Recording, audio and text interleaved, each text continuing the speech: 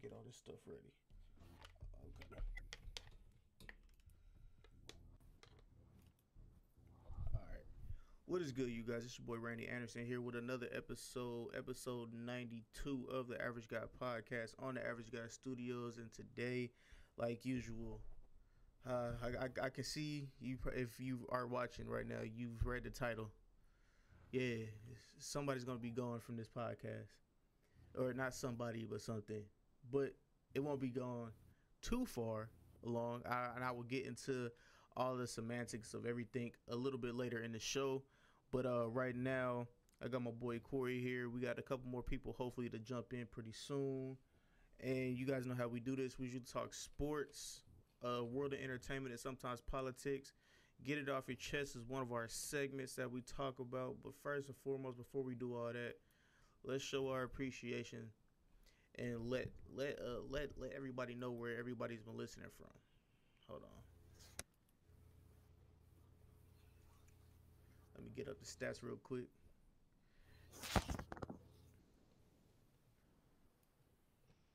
Okay, all right. So, United States in the top countries is with 32. In some country in Russia, ANGOLA. Russia is the country. I mean, city. whatever this place is, dog. I don't know how to say it, but shout out to y'all, man, for showing your boy some love out here. Yeah. So with all that being said, if you guys see on the bottom of the screen, we also have our number. We finally have the Average Guy Podcast number. So when we have segments and stuff like that, and you guys want to pop in, we'll give you guys a chance to call in and let y'all voices be heard on the podcast.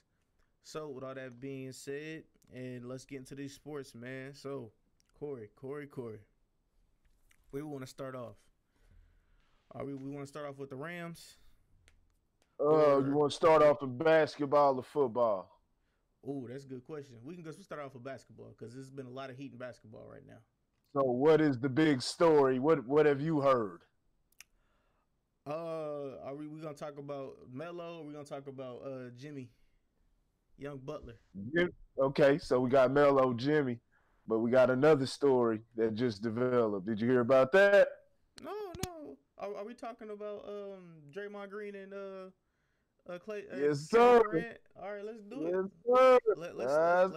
Let's start it with Golden State. We're gonna start with Golden State, man. Let's start with Golden State. Go ahead, Corey. Lay it on us. So if y'all don't know, Golden State was in an overtime game last night.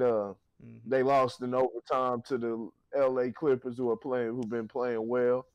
Well coached by Doc Rivers, and they have a lot of strong pieces on this squad. But they lost. But in regulation, at the end of regulation in the fourth quarter, the Warriors rebounded the ball. Draymond Green actually rebounded the ball. Him and Kevin Durant both went for it, and Draymond ended up with it, and he proceeded to take it on down court while Durant was calling for the ball because, Durant's usually the closer. Durant called for the ball, but he didn't get it because Draymond was already on his way, had his mindset. He was taking it down the court, and I think he had his mindset on winning the game, his damn self, and he ended up tripping and falling off, busting his ass like I've seen Draymond do a couple times at the end of the game. So I don't know what he was thinking, me personally, but it turned into something. You saw Kevin Durant was clearly disturbed by the not disturbed, but he was irritated by it as they went to the bench, and they had some words. They had some words in the timeout, and looks like they was talking some shit. Draymond wasn't having it. Whatever, right, man. Yeah. Whatever happened, they were going back and forth, and so they had some words. The Warriors teammates had to get involved, had to get in between them. Boogie Cousins took Draymond Green, pulled him to the side. Iguodala, Livingston, they got in the middle. Klay Thompson also, but they resumed into overtime and eventually lost. And what happened off camera is there looks like there was a fight in the locker room. Not a fight. Yeah, it's not a fight, but it was an altercation. It was a and kerfuffle? The kerfluffle. And from what I've heard, Steve Kerr was pushed, and Draymond Green attempted to choke Kevin Durant. What? But yeah, and it said Warriors players said how it began. I guess when they went in the locker room, the back and forth continued. Said a couple Warriors players allegedly confronted Draymond about what was going on out there, and then it turned into that he pushed Steve Kerr allegedly, and then allegedly went to choke Kevin Durant. So Draymond Green's been suspended for one game by the Warriors, by the organization themselves. Suspended one game without pay, which is about $120,000 game check. Nigga, that hurt my pocket. What you think, man? Is this the beginning of the end of the dynasty? Yes. No, I'm okay. All right. Let me preface my statement by saying this has happened before. This has happened, I think, was it last year? It was sometime last year this happened, where Kevin Durant and Draymond got into it. You know what I'm saying? During like the same play. It was it was like in the fourth quarter or whatever. Last possession of the court, last possession of the fourth quarter, and they got into it because they both tried to go for a rebound, and Draymond Green and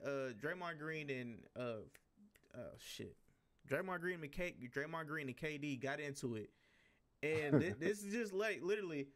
I don't know if this is Draymond Green's I know this is Draymond Green's personality, because he's a I get in your face type of dude regardless.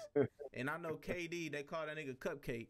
So I mean, I don't know, but KD ain't no cupcake though. KD got a little cutthroat in him too.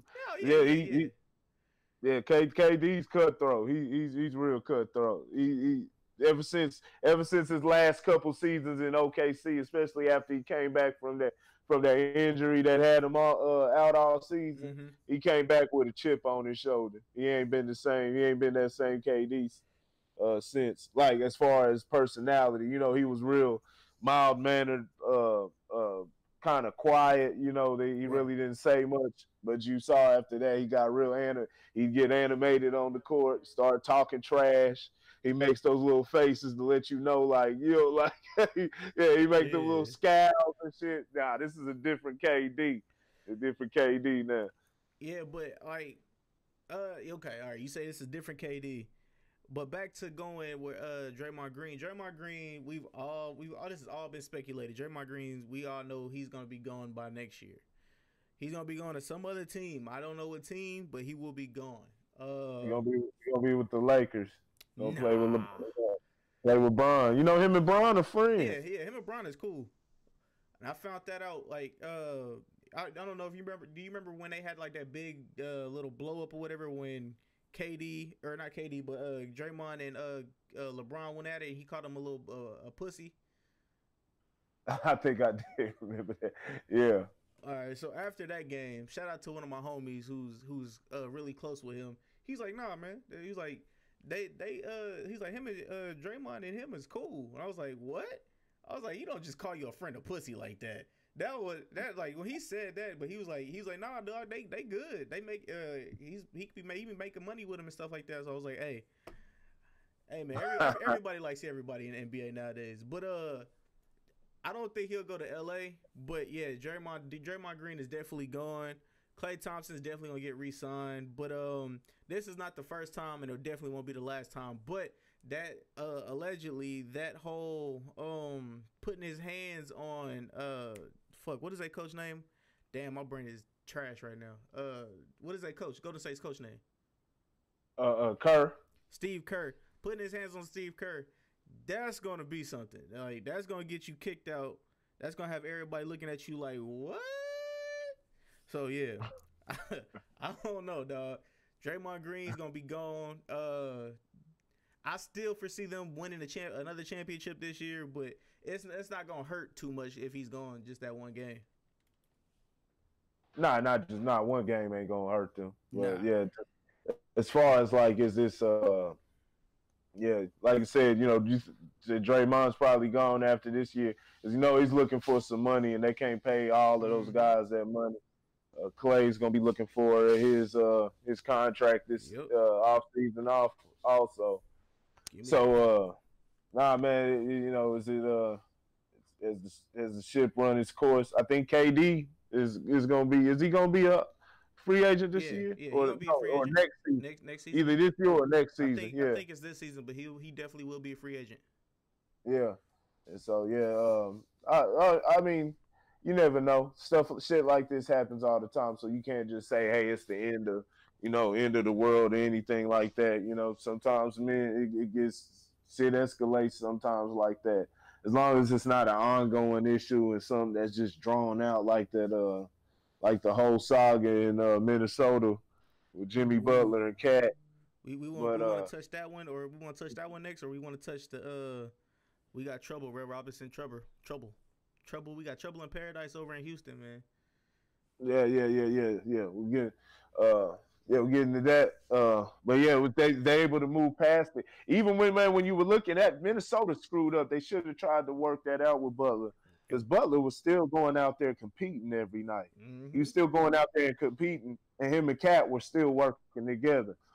They were still working together. I mean, you even see shit. I saw Butler fall on his and land on his back, and you know how they tell the players to stay down, let everybody else help you up. And yeah, the Cat come running over. Cat come running over to help him up. So it wasn't. I don't think Cat's decline has anything to do with Jimmy Butler. I think Cat's just overrated already, and he needs to find it he needs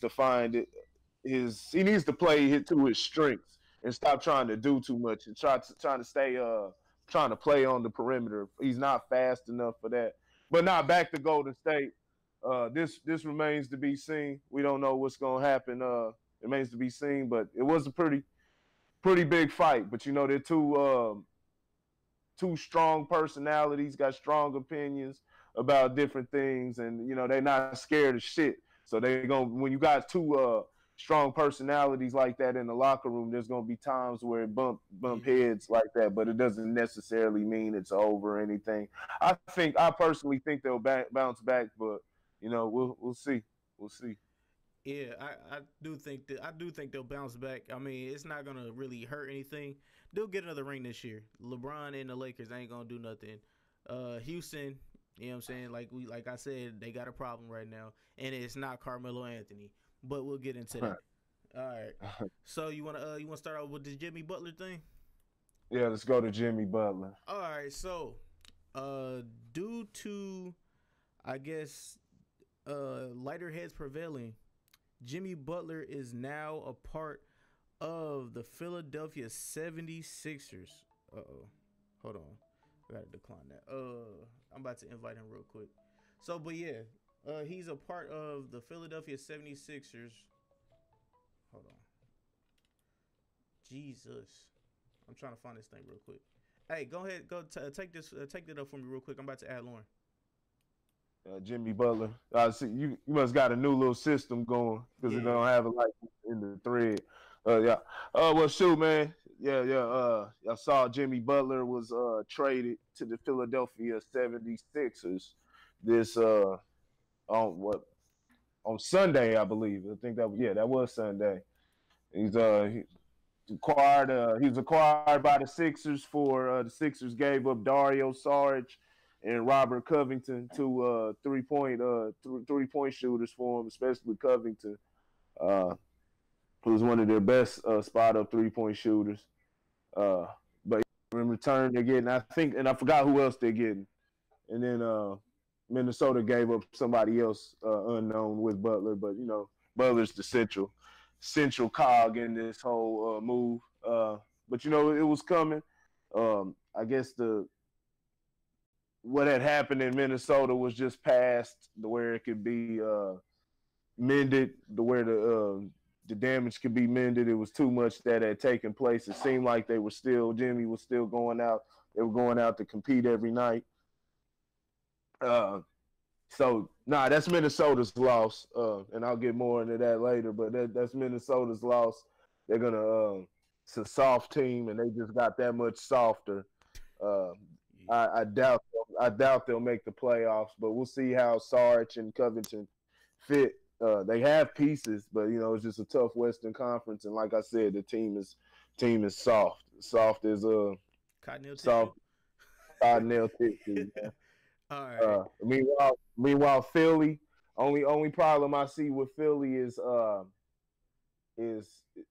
like I said, you got two big personalities in the locker room. Mm-hmm. So I don't know if you heard, Lauren, but Draymond Green was suspended for one game.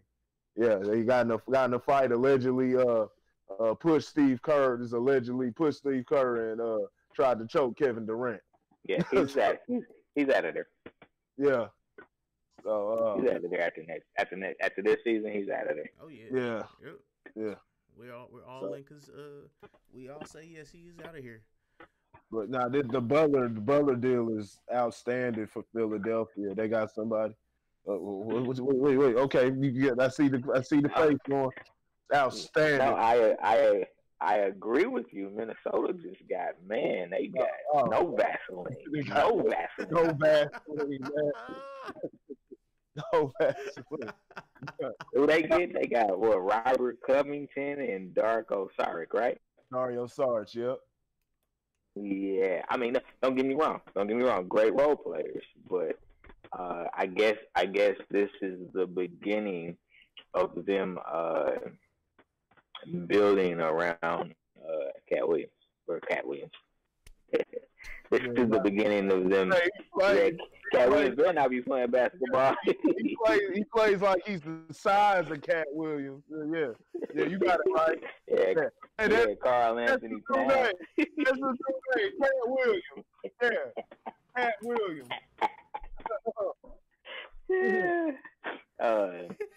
But I will say that if you look at the analytics,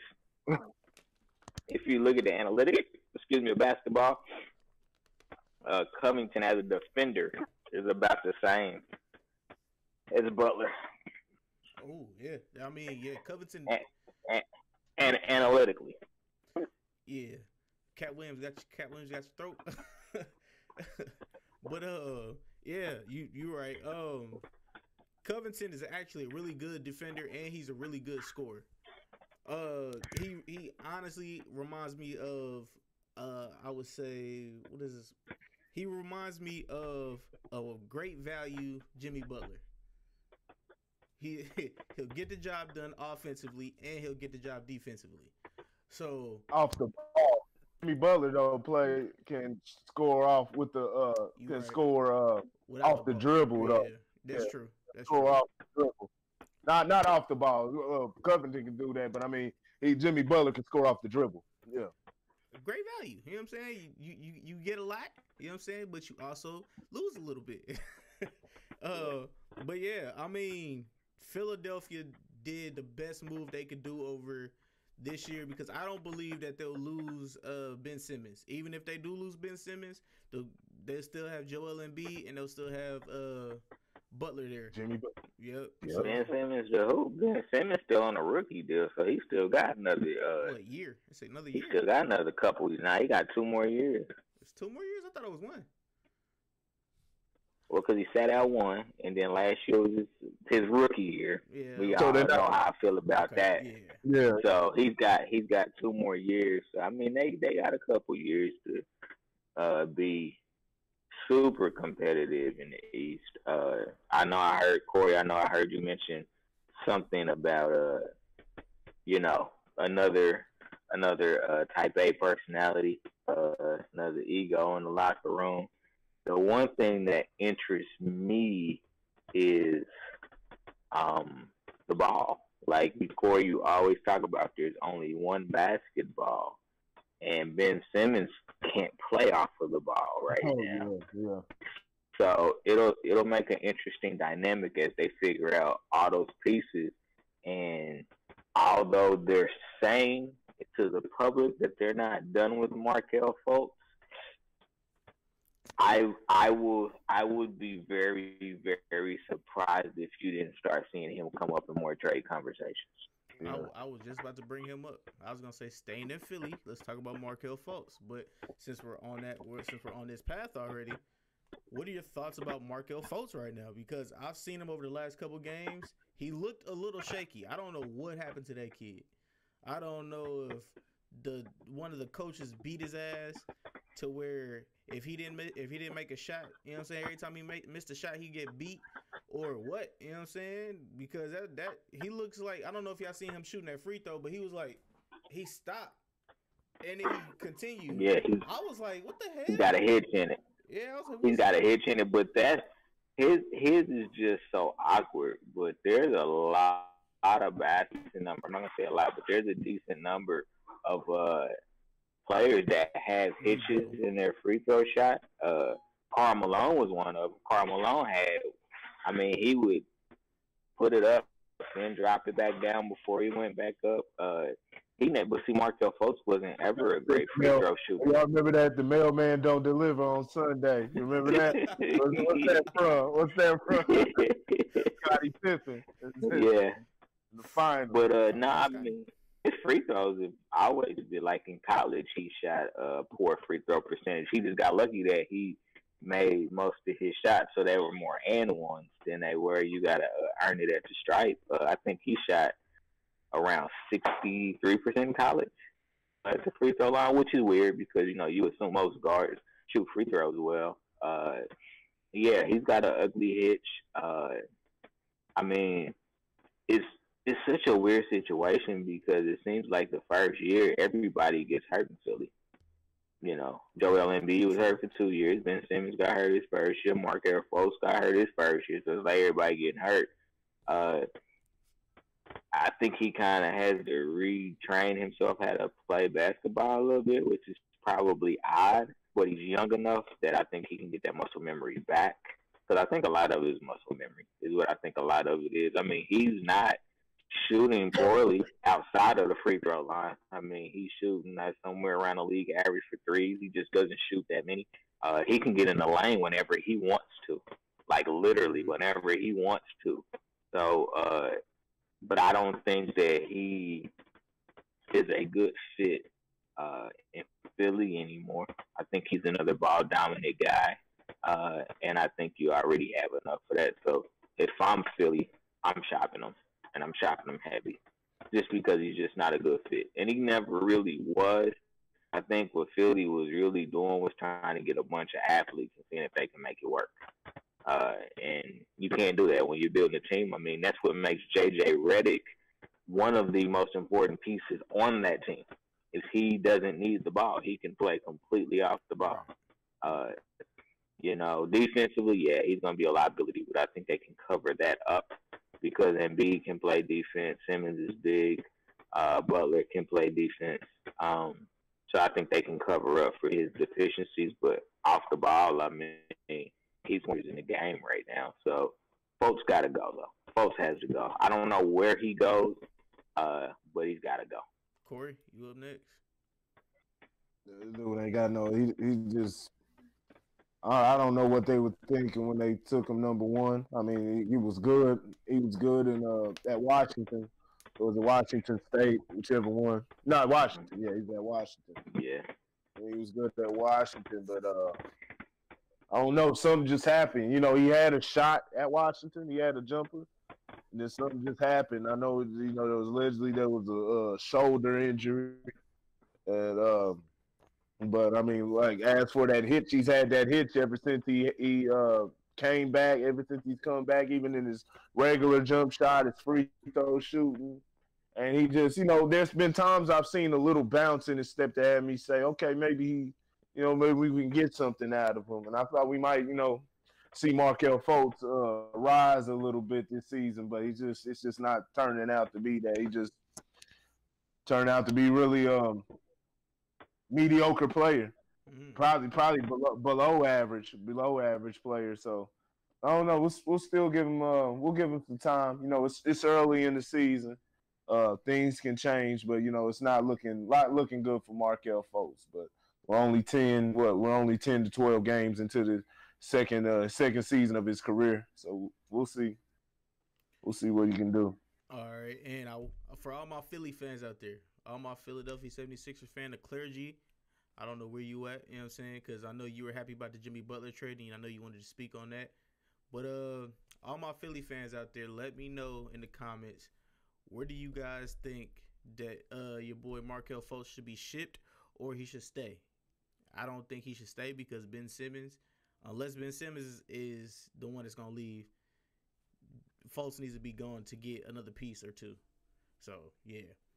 Fultz is done, but yeah. So, you know where I would like to see him go? And this is just a like. And it's based off of a player that I would like to see him tutelage under. I like to see him go to Houston. Huh? I like to see him go to Houston. Yep. Get some tutelage under Chris Paul. Yeah, I would if he would go anywhere, because I think part of his issue is tell me why that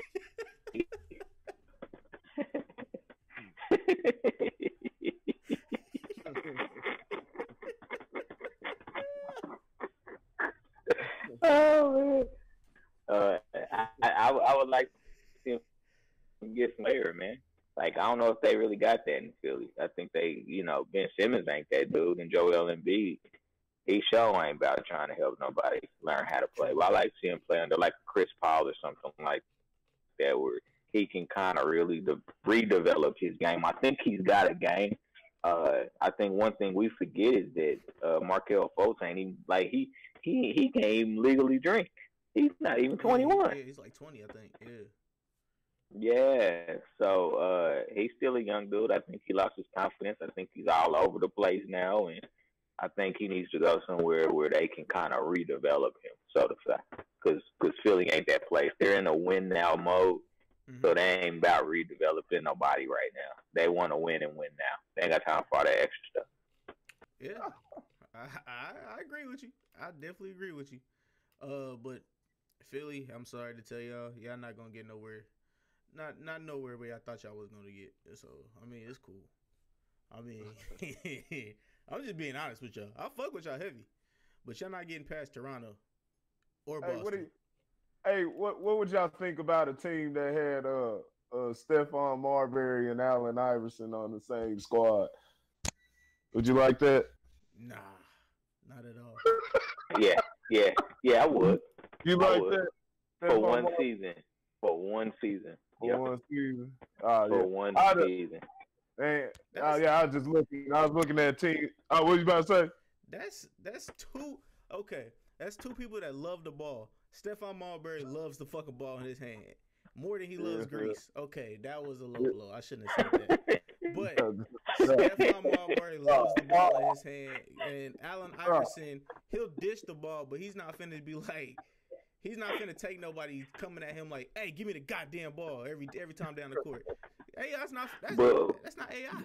But one thing that you got to remember about Allen Iverson is Allen Iverson actually could play off the basketball. Yeah, he could. Very true. He could play off the basketball. So if Starbury wanted to be kind of the ball dominant guy, Allen Iverson could play off the basketball. Yeah, I said it's Starbury, baby.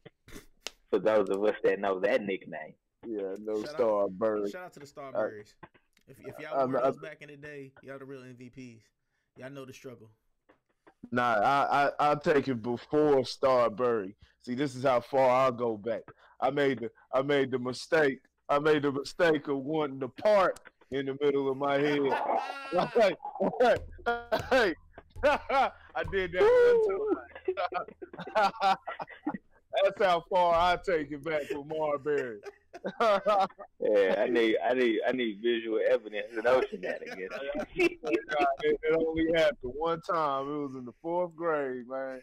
Yeah, that was in '98 when he was with the Timberwolves. With Marbury. But no, I was laughing at it because I was just interested. Because they were on a team together. You know what team that was? What team was that? Don't tell me it was Detroit. Nah, China. it was Team. Oh, in China, they played on the team in China. Team USA. When Team USA got their ass whooped in the Oh, yeah, they were on that squad. I just thought it was interesting looking at them too. Look, you're showing a picture of them together right now. I thought, look, crackhead Lamar Odom on the squad. They had some guys on there. Huh? He said, I'm they reformed. didn't have Latrell Sprewell, did they? Nah, they didn't have Latrell. LeBron was on it. LeBron was on the squad. Carmelo, Tim Duncan. There was one name that was on there. There was one name that wasn't on there. That when he got on there, shit got handled. And who was that guy? Kobe Bryant. Kobe Bean. Kobe Bean wasn't there. As soon as he got on, they put him on that next time. Hey, Kobe. Remember Kobe had to pull out the win in Colorado. Yes, I'm asking. Huh? At that time. It was after. I think it was a little bit after Colorado. Oh yeah. Oh, you talking pull? Okay. All right. Crazy. Yeah. He should have pulled out. He should have pulled it out a long time ago in Colorado. All right. So let's move on to Houston, man. Let's move on to the Houston Rockets, and they're all turmoil about Carmelo Anthony. So they're saying Carmelo Anthony is the problem. Do you guys believe he is the problem? I do not believe he is the problem. I believe he was brought there for this to happen. Because they knew stuff was gonna go down because they lost two of their key players. They lost a 3-and-D guy, and he went to Phoenix, I believe. Yeah, he went to Phoenix, and they thought they were gonna get that from Melo. You barely get a 3 from Melo nowadays. I mean, don't get me wrong, you get the shots, but you'll barely get that 3. Defense, you'll be lucky even if you get a stance. But yeah, I mean, you screwed yourself. You used Melo as a scapegoat. Now I want to get you guys' opinions on this. And here we go. Lauren, there you go. It's on you. So is Melo the problem? Now, Melo is not the problem. Melo is a problem. I think last year Houston overachieved. I'm just being honest. Last year's 65 wins, I think Houston overachieved. Now, when you take a piece like Trevor Ariza and you couple that with also losing Luke Balmute, like those are your defensive wings. So now all you're left with is PJ Tucker. Now, I don't think that they brought Carmelo in to be a savior. Like, Carmelo was actually brought in to kind of be that engine that gets the second unit going. You know what I'm saying? He was always brought in to come off the bench. He ended up starting for different reasons. You know what I'm saying? Suspensions and all that type of jazz. James Harden being injured, all those type of things. But he is a problem, and he is his own problem. Like, he's the own worst enemy. At this point in his career, you know what I'm saying, he is nothing better than a bench player. And I hate to say that because Melo is a one-of-a-kind scorer when you talk about scorers in the NBA. You know what I'm saying? Of all time, you got to put Carmelo up there within that conversation.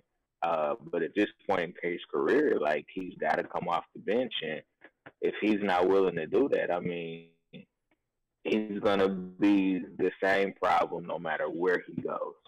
So I think, really, if he's not willing to accept the role, you don't even sign him. Like, don't even sign him if he's not willing to accept the role. And I think Houston was like, all right, you know what I'm saying, we're not really paying him that much money. I think he's making like $2.4 million since he got bought out or whatever. So they was like, we'll just try it. We don't have to pay him. And I think what they're seeing is that he just doesn't help their team dynamic. Does he hurt it?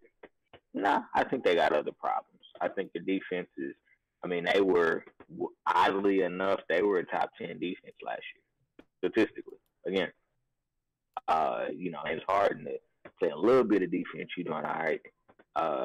So last year they were a top 10 defense. This year they're towards the bottom. You know, I think that's their number one issue is they can't get turnovers to get their fast break game going, speed the game up, so they're playing a lot of half court basketball, and that's not their strength. So no, Carmelo does he need to go? God, it seems like a knee jerk reaction. It really does. This early, it seems like a knee jerk reaction. But I do feel like if he's not willing to play a role, then yeah, maybe you do a cut to get going, and it really does mess up the team chemistry. All right, Corey, you up next? No, man.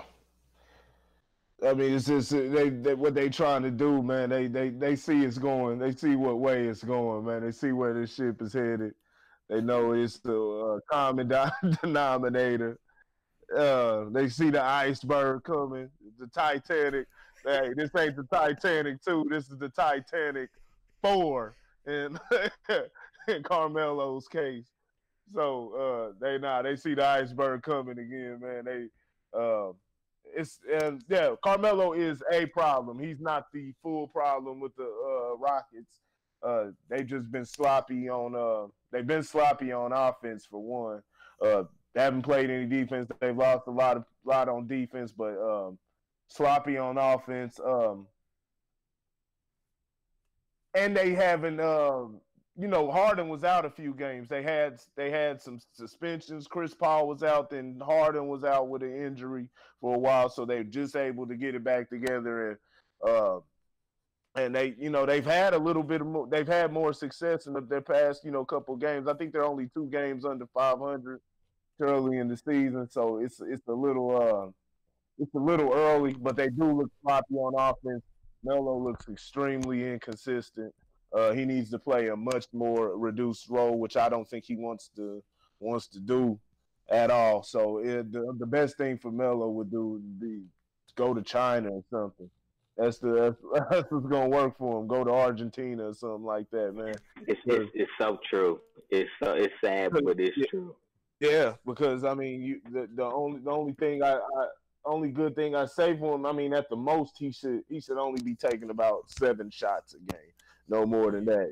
Sitting up there having these 1 for 12 games, sitting there trying to keep shooting threes, and he spot up 3-point shooter. He's not even that good of a 3-point shooter. He's had a decent 3. He's had a decent 3 ball in his career, but never just automatic. You know what I'm saying?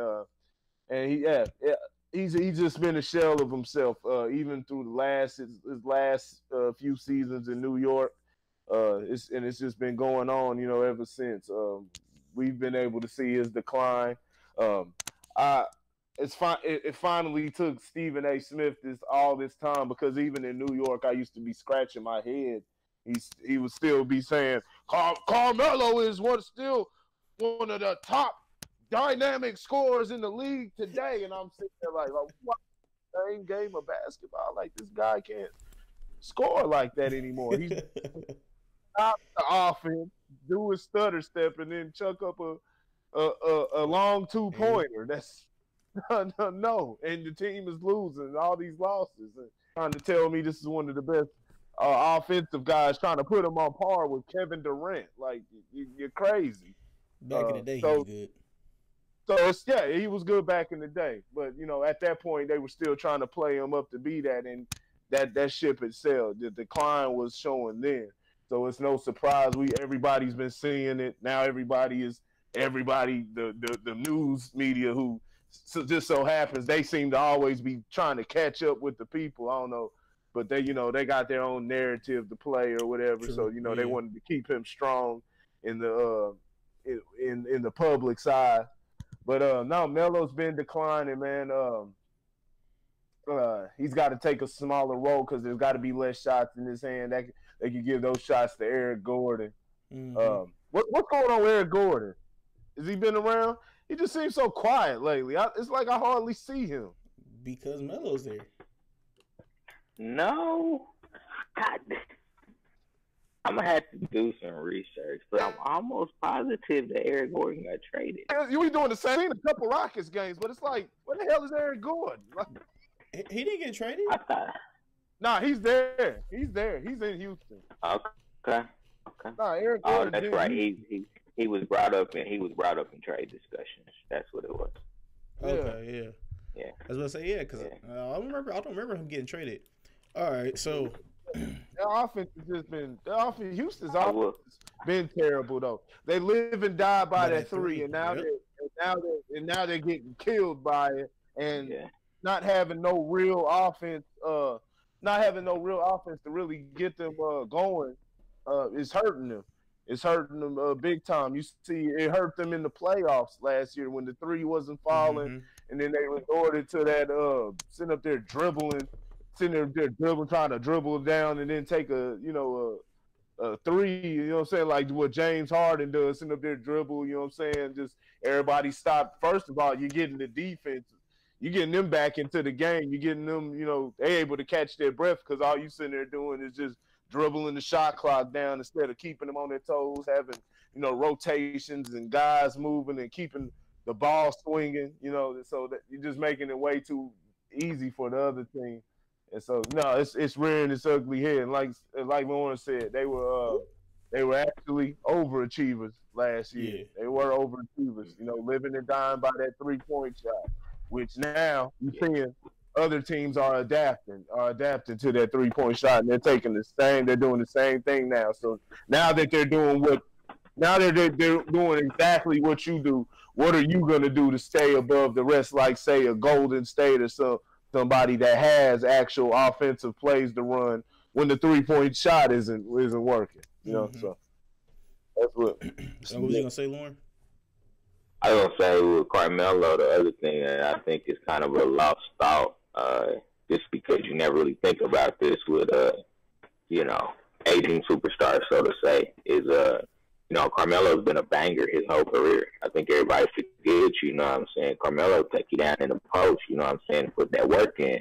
Well, I think his body's betraying him too. You know what I'm saying? He's had shoulder injuries, knee injuries, different things like that. And I think his body is probably saying, hey, man, I can't do this like I used to, and I think that his mind is still strong, but his body can't keep up with him anymore. Right.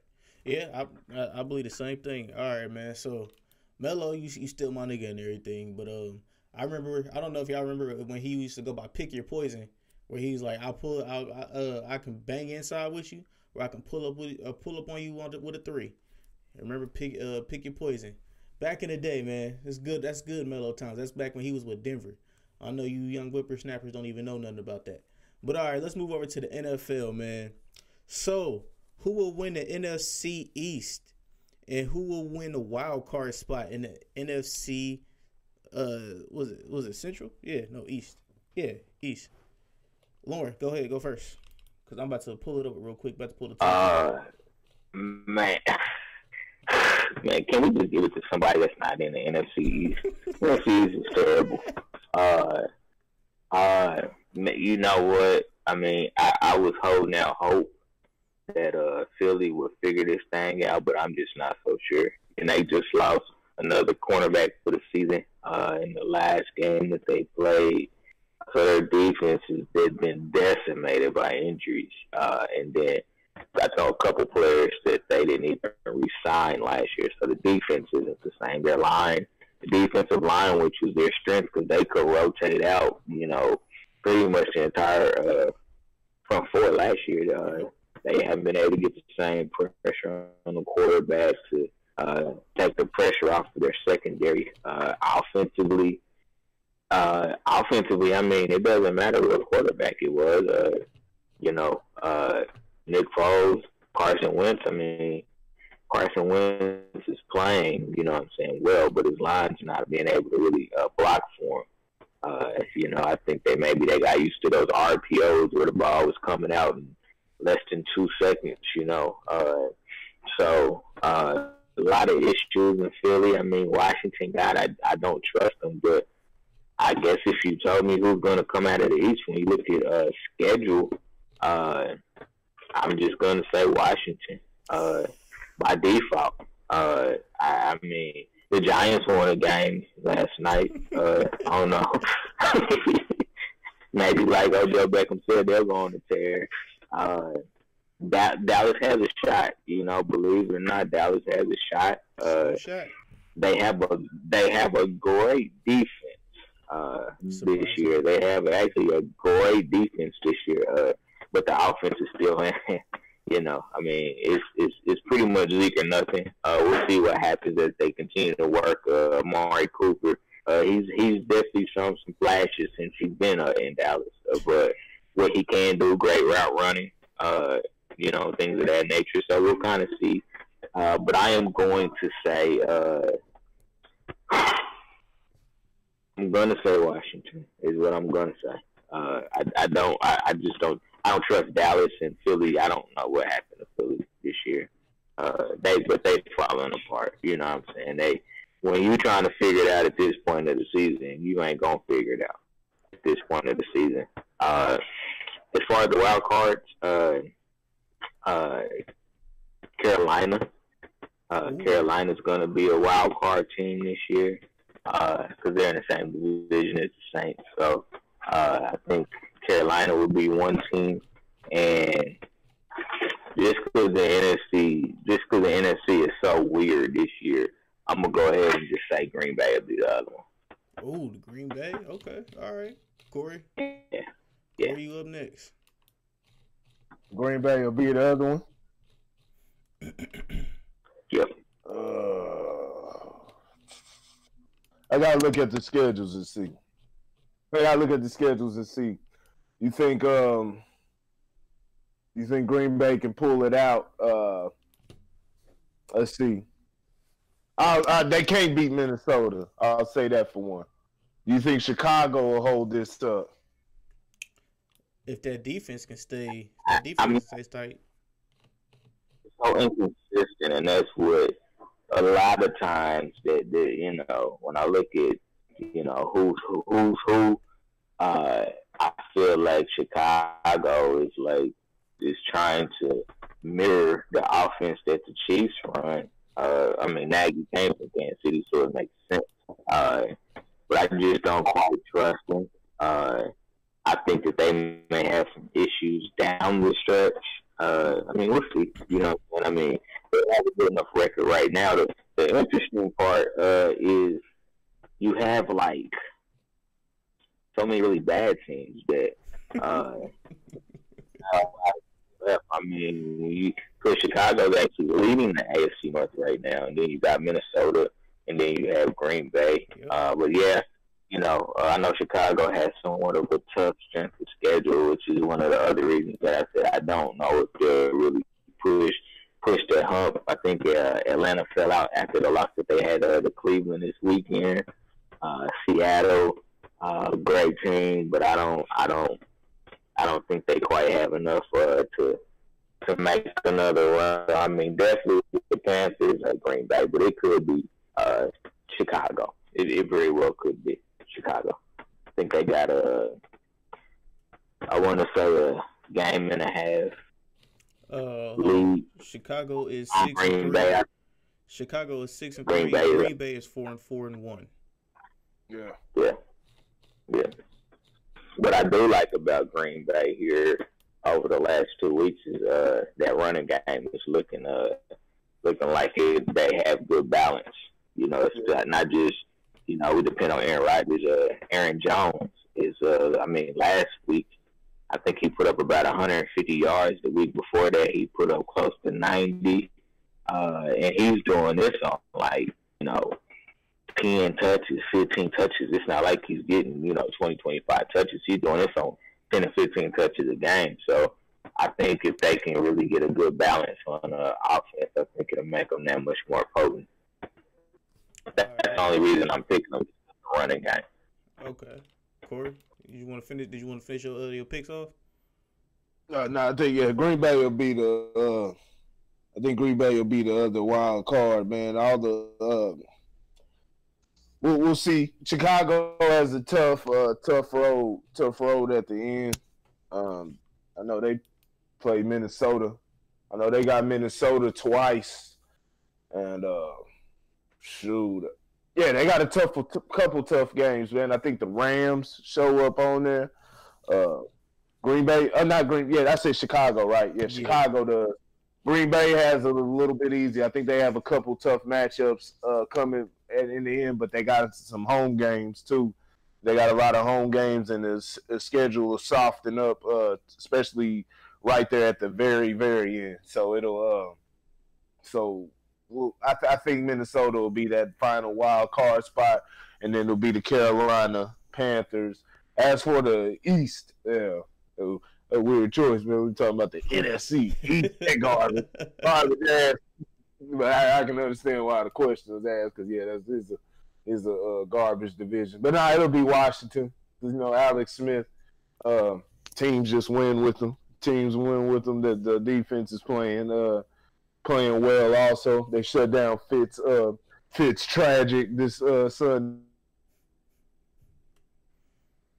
Okay, there you go. So yeah. They're playing good. Not the best team, best not gonna win it all, anything like that. But they play well. Like I said, Alex Smith protects the ball. Adrian Peterson's been playing great. It'll be Washington to win that division. I really believe that. I want them. I want them. Yeah, I really do. Yeah, really? Yeah. Philly's been struggling. They can still get it together because there's still a lot of division games to be played among each other. I think Cowboys got their 2 against Philly out of the way. They split that 1-1. I think there's still some to be played against between everybody else though as the season winds down. So it could go either way. Especially I know there's another one with Dallas and Washington. I think they might play on Thanksgiving. I might be wrong, though. I think they play on Thanksgiving. That'll be what? That'll be next week, right?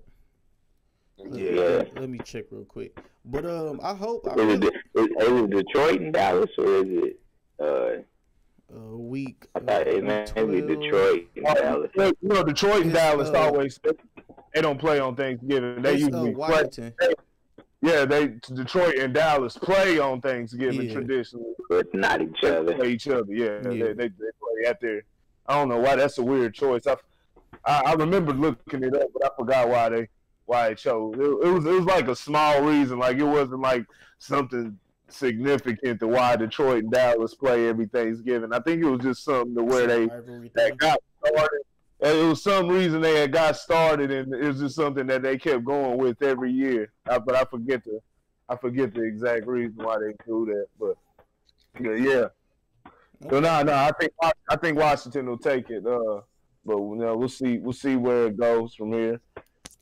Now here's where I come in. You guys should already know where I'm going with this. Yes, I do want the Redskins to win. I do want them to get so close. So close. People like, that close. And then Alex Smith freezes up.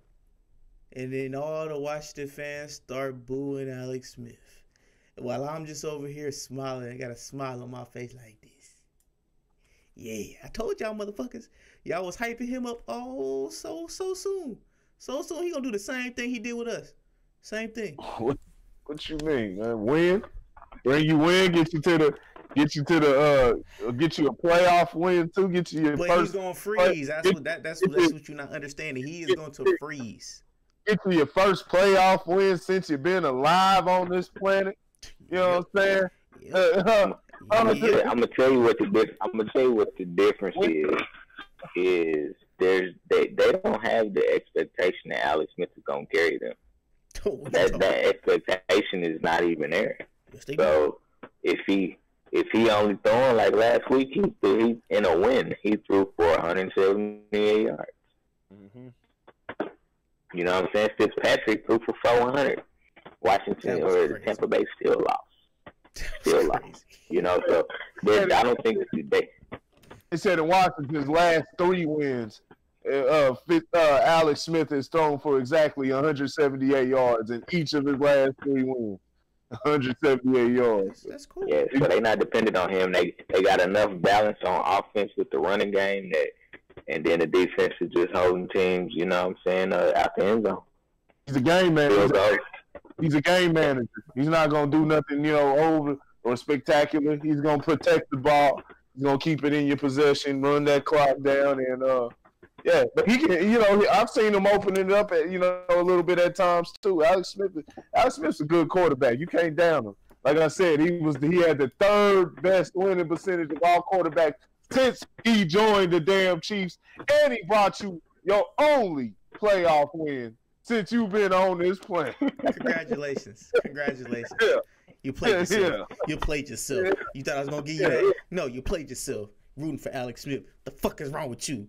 But I just want them to get so close, and to just snatch away, so I can drop that damn oh, you almost had it. You gotta be quicker than that. Oh man, I'm gonna do exactly what they did to us. I'm gonna do exactly what they did to us every year, and I'm gonna thrive in it. I'm gonna be like, yes. Now, is that petty? I don't care. It is. But the wild card teams will be Minnesota, and I will give it to the Panthers. I give it to the Panthers. And Minnesota. But yes, I am gonna be petty when that happens. I'm just gonna drop that meme, and if you guys are listening to pay attention, you guys will know where that meme comes from every time. So now let's move on to the what's up.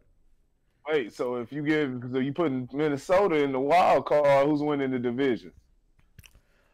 I don't know, man. You saying Chicago? Chicago, that defense with Khalil. I don't know, man. I trust that. I trust that defense, and that quarterback has showed me a couple things that I was just like, you know what? I'd put the keys in his hand. Jordan Howard, Tariq Cohen. I ain't ready for Skittles Trubisky yet. Skittles Trubisky. He's gonna turn up for Chicago these last few weeks.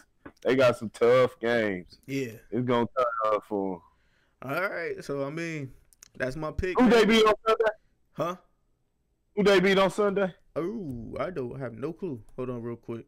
Oh yeah, they laid the smackdown on somebody because that fool Trubisky threw 6 touchdowns. I think. They put a beat down. Was it Detroit? That's who it was. Was it Detroit? I'm about to. Yeah, I think it was. I think it was. I think you're right. It was Detroit. Yes, Detroit. it was. Yep, because Tyreek Hill had a touchdown and a few other people had a touchdown. So yeah. Detroit, man, Kenny Golladay. I don't know what's going on with that. But Philadelphia, I feel bad for y'all. Y'all had y'all one win. Y'all was the underdogs. Nobody thought y'all would win. Y'all won. Y'all came back, said y'all was still hungry. It looked like you still hungover.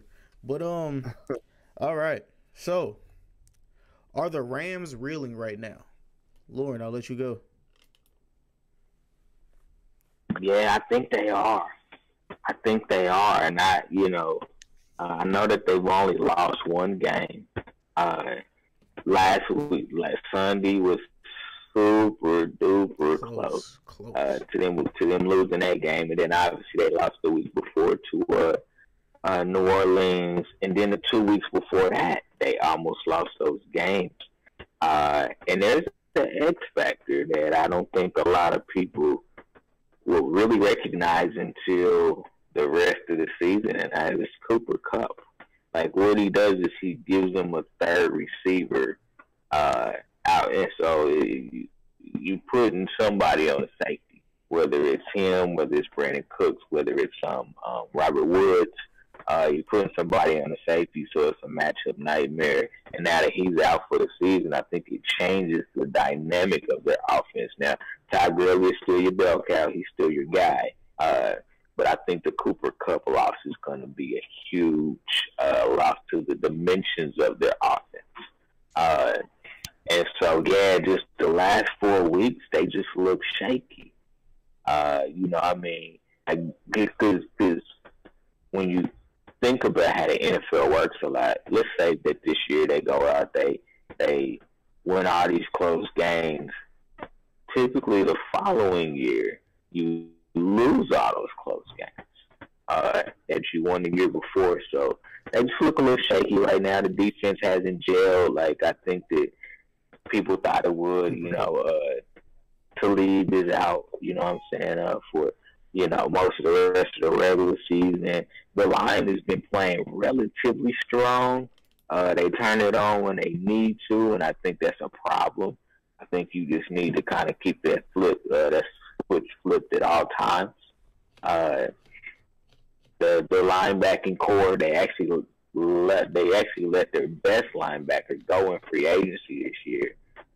So I think you're kind of starting to see that kind of rear its ugly head. So defensively, they struggle some. Marcus Peters is who he is. I'm just going to be honest. Marcus Peters is who he is. He's a gambler that when he gambles right, it works. When he doesn't, he gives up touchdowns. Matter of fact, I think he's given up the second most touchdowns of any corner in football right now. Mm-hmm.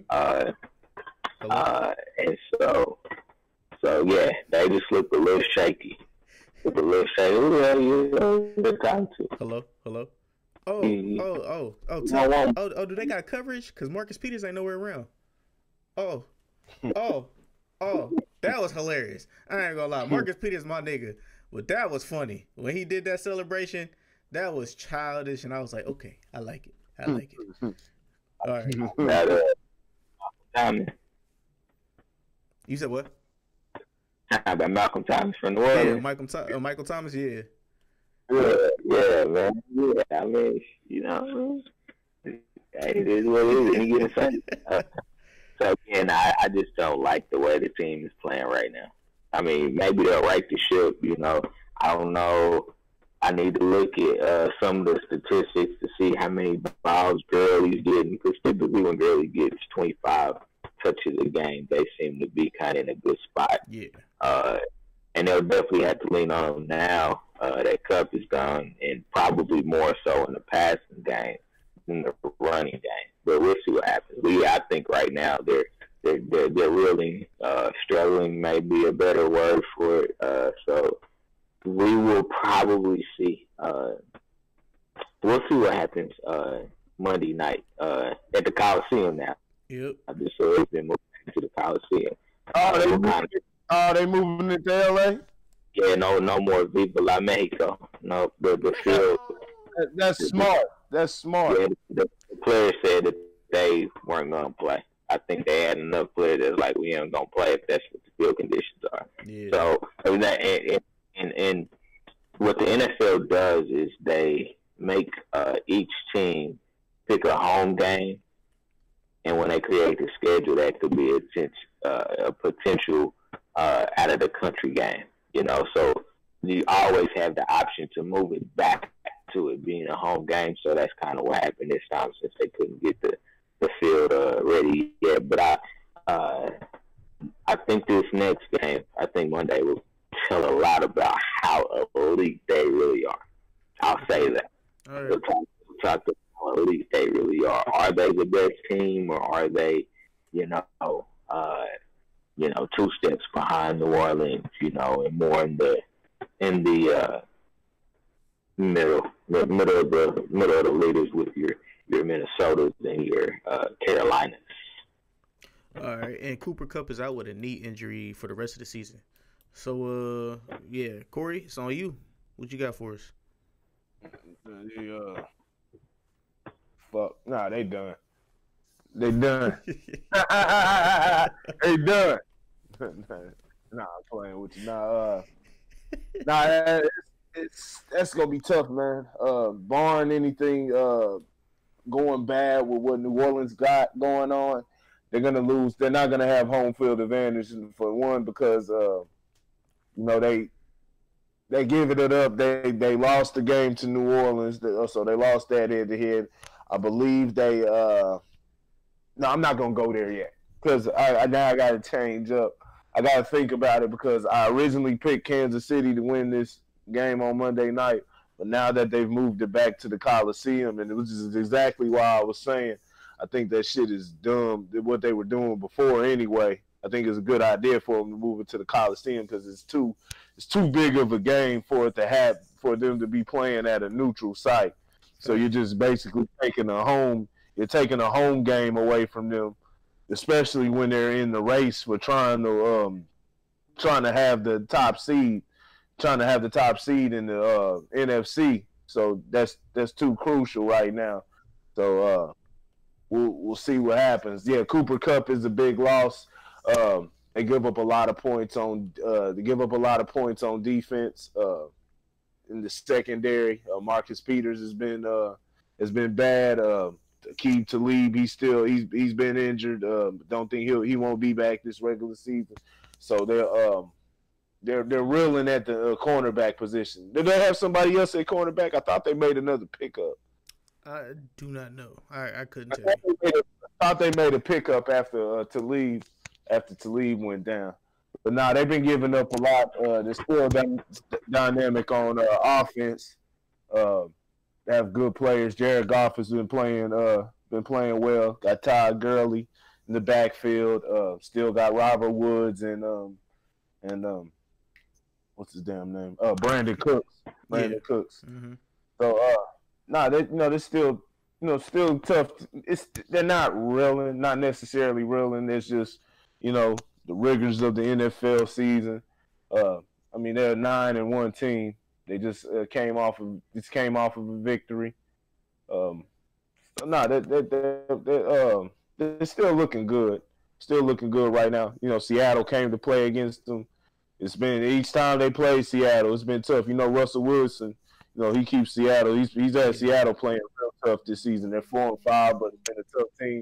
Last time they played Seattle, it was 33-31. This game, it was 36-31. But they still produce that offense. That offense is still dynamic.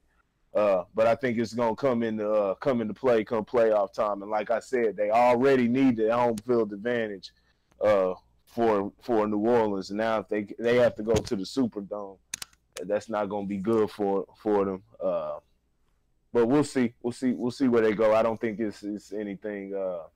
It's not a season killer or anything like that. I was just joking when I said they're done. not a season killer or anything like that. Still a tough team, but they're not the favorites. They're not the favorites right now like they were. But like I said, they were personally it's still my pick. I always go with who I chose, so I'm still go with them to come out of the NFC. But realistically, right now, I think the Saints are the favorites. Okay. Out of the NFC. All right, and the Saints actually just picked up Brandon Marshall not too long ago, a couple days ago. So that's something to look into if you want fantasy. And yes, I did put my bid in. I ain't gonna lie to you. I need a receiver. You still got to get open to catch the ball, to receive the ball. Hey, you right. You right. He just got to take the medicine for the game. Right, he'll be all right. All right. So. All right. So, are the Rams reeling? I'm gonna say they're teeter-tottering right now because their defense has been exposed, especially the cornerback positions, has been exposed a lot over this year.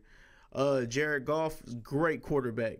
The offensive line is keeping him up, to where he can throw the ball to anybody on the field. Still had that defensive line, too. They still got that on. Yeah, that defensive line is scary.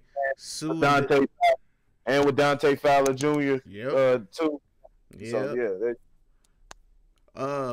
what was his name? Todd Gurley. Todd Gurley is a monster still. Brandon Cooks, Robert Woods are people you cannot sleep on because Robert Woods will sneak past you and be gone. You know what I'm saying? Brandon Cooks has the potential to be gone at any second. You know what I'm saying? So I'm gonna say they're teeter-totter. Now playing the Chiefs, I'm hoping it's gonna be a shootout. Be honest with you, this is selfish reasons only. This is only for fantasy because I have Jared Goff. I just want this to be a shootout. I don't want Todd Gurley to really get the ball. I want it just to be flung down the field. Get all these touchdowns I can because I need to clinch this playoff spot right now. I am 7-3. I just lost last week.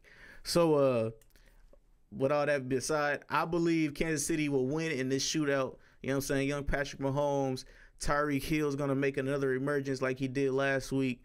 Travis Kelce, Kareem Hunt. Honestly, I just need you to you can get like 50, 60 yards. That's cool. You know what I'm saying? Get 100 yards. That's fine.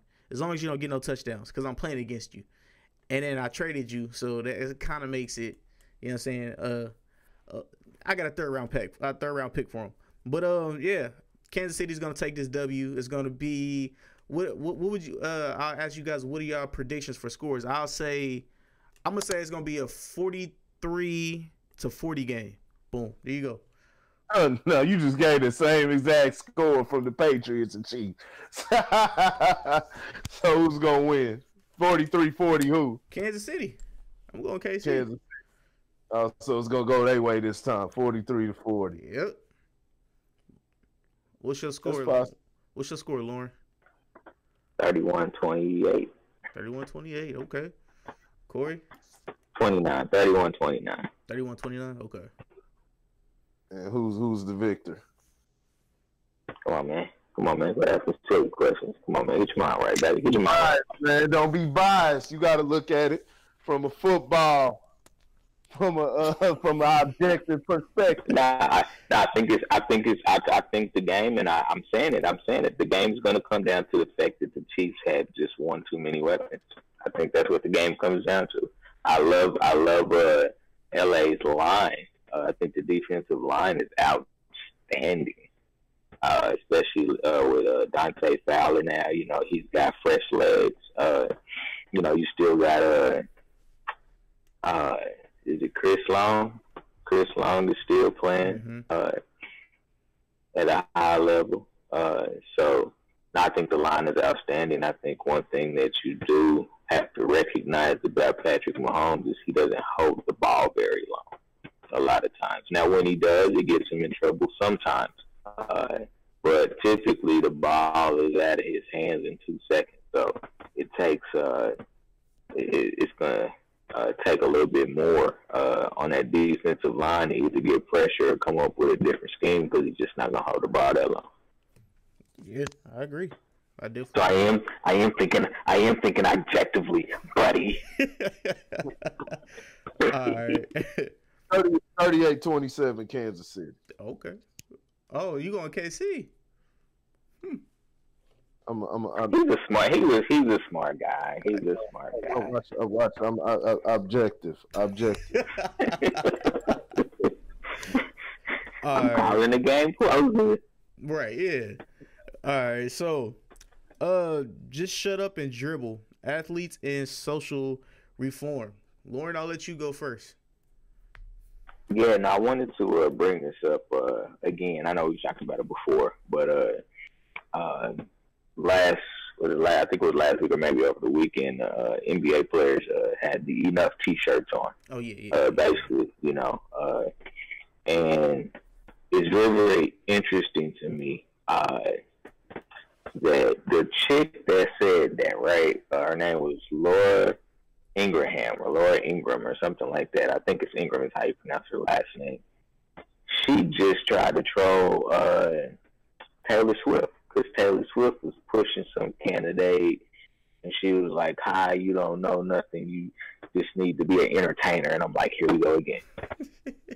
You know, and you know, the question has always been asked. You know, should athletes use their platform to talk about social injustices and things of that nature? And I'll say, number one, absolutely, you know. But number two, and I think most importantly, is if you have a real problem with that, you don't need to go talk to the players. You need to go talk to the media people that are asking the questions. Like, the players only answering the questions that they're asked.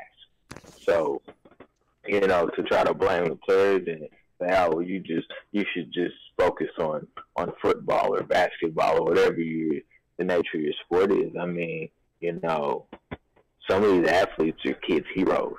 You know, we all grew up with a hero. You know, whether it was, you know, in whatever sport was your sport, you had a hero in that sport. And if whatever that hero said, that was gospel, for lack of better words. You know, and so. You know, I think it's great that a lot more athletes are speaking up about different social injustices and how it affects us as a whole. And, you know, so I surely don't want it to stop. You know, if these guys are willing to be role models in a world where, you know, role models are hard to find and people really, you know, thinking about more than just themselves, then I don't see why anybody should want to stymie that, except for if you don't want to see progress, if you don't want to see, you know, people come together more. you know what you're saying. I mean, you're wrong. We all have our own agendas. You know, whether we're, you know, speaking out, whether, you know, as simple as going to work and how we function at work every day. We all have our own agendas, but you know, when you have to criticize somebody else to push your agenda, like that's a problem. You know, if you don't like the fact that LeBron James is speaking out against social injustice, and you just want him to shut up and dribble, I mean, just push yours. You don't have to push somebody down to lift yourself up. You know, and I think that that's the biggest issue that I see, because I'm like, well, you know, because you're a journalist, it gives you the floor and the only person in the room that can talk about these things. Like, you're the only educated person. Like, nah, you know, let these players speak out, even if Jen, you know, and they not giving these eloquent speeches about it. They're speaking from the heart. You know, let them do them. You know, if we can all reach one and teach one, hell, the world would be a whole hell of a lot better of a place. You know, instead of tearing each other down, you know, we need to be instead of, you know, we need to be tearing walls down. We need to be building each other up. You know, we don't need to be, you know, well, you're stupid.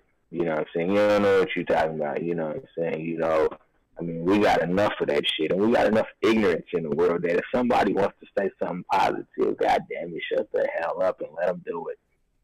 We got enough ignorance out here, you know what I'm saying? You know, so yeah, it's crazy to me. Yeah, my whole thing on that is, not all, you shouldn't listen to all journalists. I understand they went to school and stuff like that, but we live in 2018. Where literally anybody could be a journalist. A journalist degree don't even really matter no more, because a lot of these bloggers are bigger than a lot of journalists. Shout out to my boy Tony Briscoe for being, this is the third time he's on the front page of the Chicago Tribune. You know what I'm saying? Shout out to my brother, man, Tony Briscoe, getting married soon. But 2018, man, not everybody should care, honestly, because you just throwing stuff out there without even reading up on it. A lot of bloggers that call themselves quote unquote journalists, and even some journalists who actually have the degree and everything else, like, oh, I got to get this story out quick. LeBron said this. Let me toss that out there real quick before anybody else does. That way I get all the clicks, and all the clicks turn into money. That's what it is these days. It's just clicks. And I don't care if I'm right. You know what I'm saying? You can come at me all you want. I could probably go in and rewrite something and then come back and give it to you, the full thing. But as long as I get my stuff out there first, that's all that matters. So, I mean, not everybody you should listen to, dog. Corey? Same old shit. Nothing makes her more qualified than the next person. You know, just people feeling like they're entitled to their own little opinion. Oh no, you know, nothing. You know, as long as it's at the end of the day, entertainment is just entertainment, and the game is just a damn game.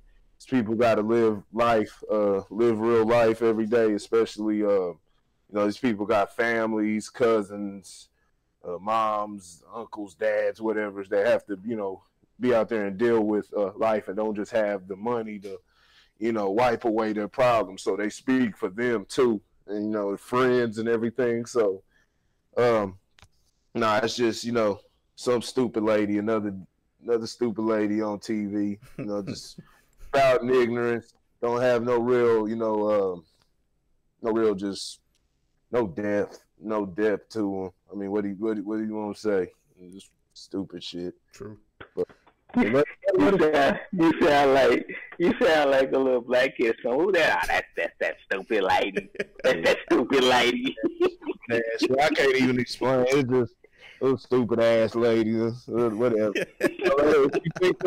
She thinks they should shut up and dribble, and, you know, let her think that. But, you know, that ain't gonna stop nothing. You know, a person could tell me, you could have a million people tell me I need to shut up and take my black ass to work and shit like that. But and stop stop talking about major issues. But I could give a fuck.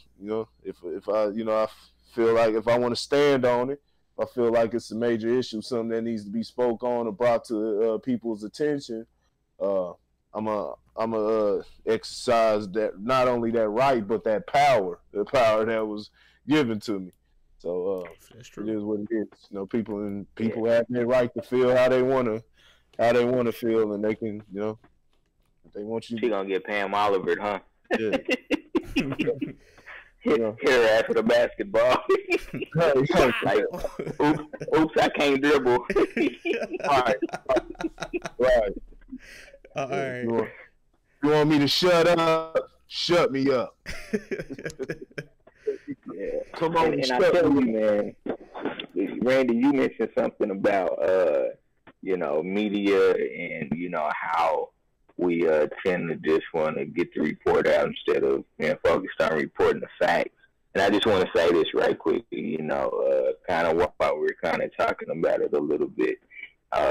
Y'all watch this president, man, because what he's doing to the media is exactly what Hitler did to the media before he did all his bullshit. You know what I'm saying?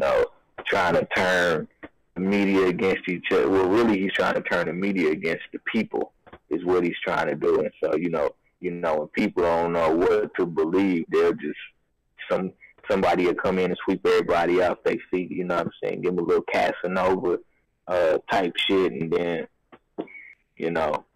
we'll be fucked up, you know what I'm saying? So be very, very careful, and I know Corey's really good about, doing really, really diligent research, not taking the first article and saying, yeah, this is the truth right here, you know what I'm saying? But really dig in, get an understanding, you know what I'm saying, of whatever the news is that's out there. If they out there saying, such and such is, raped the girl 10 years ago, hey, it's worth doing your facts before you know what I'm saying, put somebody in a light that they shouldn't be in, because a lot of times, like Randy said, it's clickbait. You know what I'm saying? Just click it. You know what I'm saying? Oh, yeah. Such and such reported that shit and find out the whole article wasn't even real. You know what I'm saying? So do your research, man. Don't allow media to control you, and understand and have respect for the journalists that do report facts. Yeah, that's very strong. Like I said, that's something I see on that's something I see on social media a lot. A lot of people, you got people that'll share articles from satire sites, from satire websites. So that's embarrassing within themselves. But the bad thing is it's been probably about one out of fucking 1,000 people that'll notice that shit. Like, that's a satire site you're sharing that from. Another dumbass thing people do, they like things like videos or articles. An article could be titled a certain way, just that basically it could be titled a certain way or asking a certain question, or it could just be titled a certain way for whatever reason. But the article is saying something completely different from what you thought going off of the title. But a person will take that and they'll post that title and say, look at what this person is saying. And then and then the bad thing is you'll have an actual firestorm of people going off the title of that article, but you have that very few in between that'll be like, hey, you can see this on YouTube with different videos. Just go through the comment section. You'll see a couple people in between that'll be like, hey, did y'all even watch the fucking video? Right. Yeah. So, no, this is a huge problem that people have.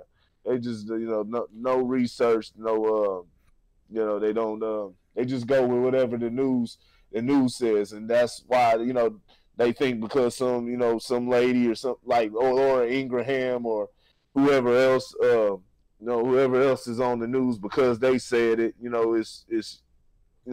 it's word. You know, that's what it is. You know what I'm saying? Because they got some type of status, or somebody with money says it. You know, somebody on Facebook, not Facebook, but somebody on Twitter, Instagram. You know, a known celebrity, because they say it holds some weight. You know, nobody wants to do their own research. That's exactly how. That's how religion. That's how people like Laura Ingraham even have a show, and that's how religion, comes into play. That's how religion works. Nobody doing any research. So that's exactly how all religion works. Yeah. But if religion is man-made, what people need to do is, like I always say, get to the practicality and take the teaching of each religion, and study the teachings of each religion. You know what I'm saying? And try to apply those to their life. Make sense of it, first of all, especially among other human beings, and then apply it to their lifestyle. But sitting up there going off of, we're going to be religious. Religion just boxes you in, and then boxes you into, even when you start thinking past the religion, you can't. You can't, because you want to stay within the box, and you think you're doing you think you're doing a disservice. You're going against God for thinking outside of the box, when God gave you a brain for a reason, like Lauren said a couple weeks ago. Yep. You use that shit. That is when you're seeing the results from people that are taking this mindset, and that's not the down, like Christianity, Islam or Buddhism, anything like that. When it's studied to its fullest, you get the best out of a human being. I'll say that when things like that are studied to its fullest and dissected, you get the best out of a human being. But for the most part, what you're seeing out of people is just strictly it's a religion. You can make a religion out of anything, right. Out of literally anything. Religion and cult go hand in hand. Yeah. So this is how people.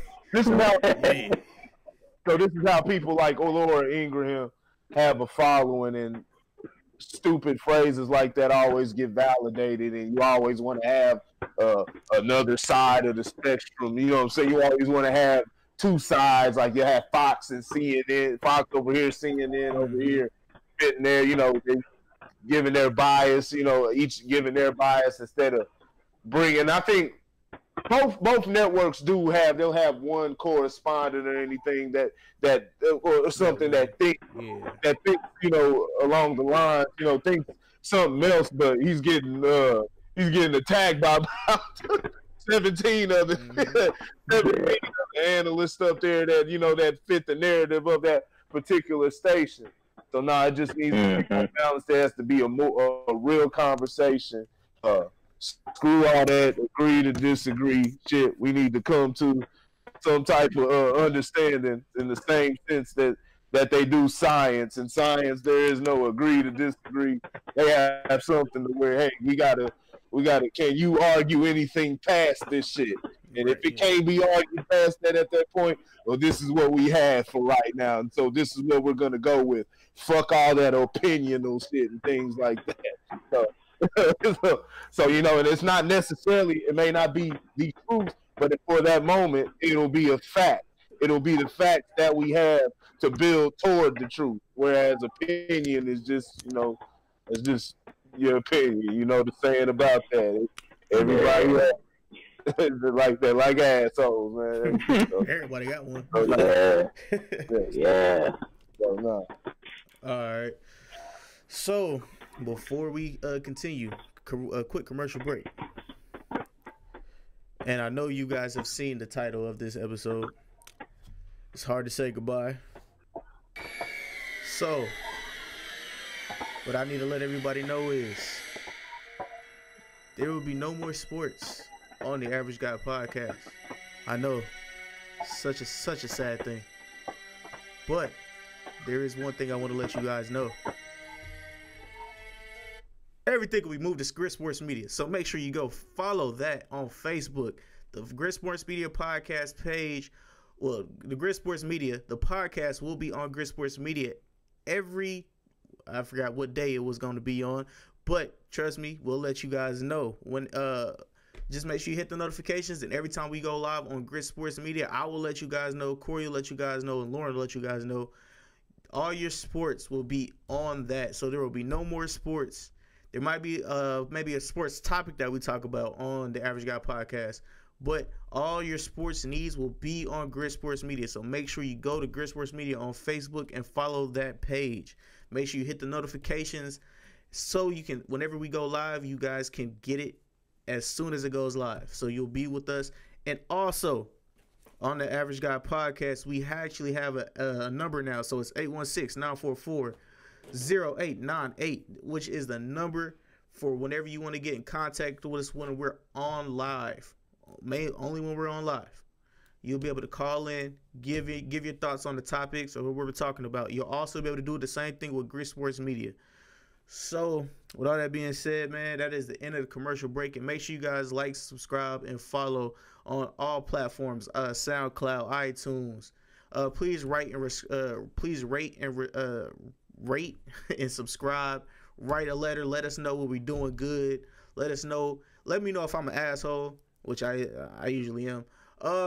And yeah, make sure you guys also do the same thing for the YouTube page, the Average Guy Studios on YouTube. Corey's stuff on Grid Sports Media, man. Make sure you guys do all that to keep update with everybody and all of us and all our content, man. So, with all that being said, let's continue with world of entertainment news and sometimes politics, man. Woo, let me tell you. All right. Oh, Jesus. Hold on. I just lost what I was supposed to be looking at. Take over for me real quick, somebody. Oh, okay. Yeah, I got you. Right, I got you. Cool. Yeah, so one of the big things going on in the news right now is actually the fires in California.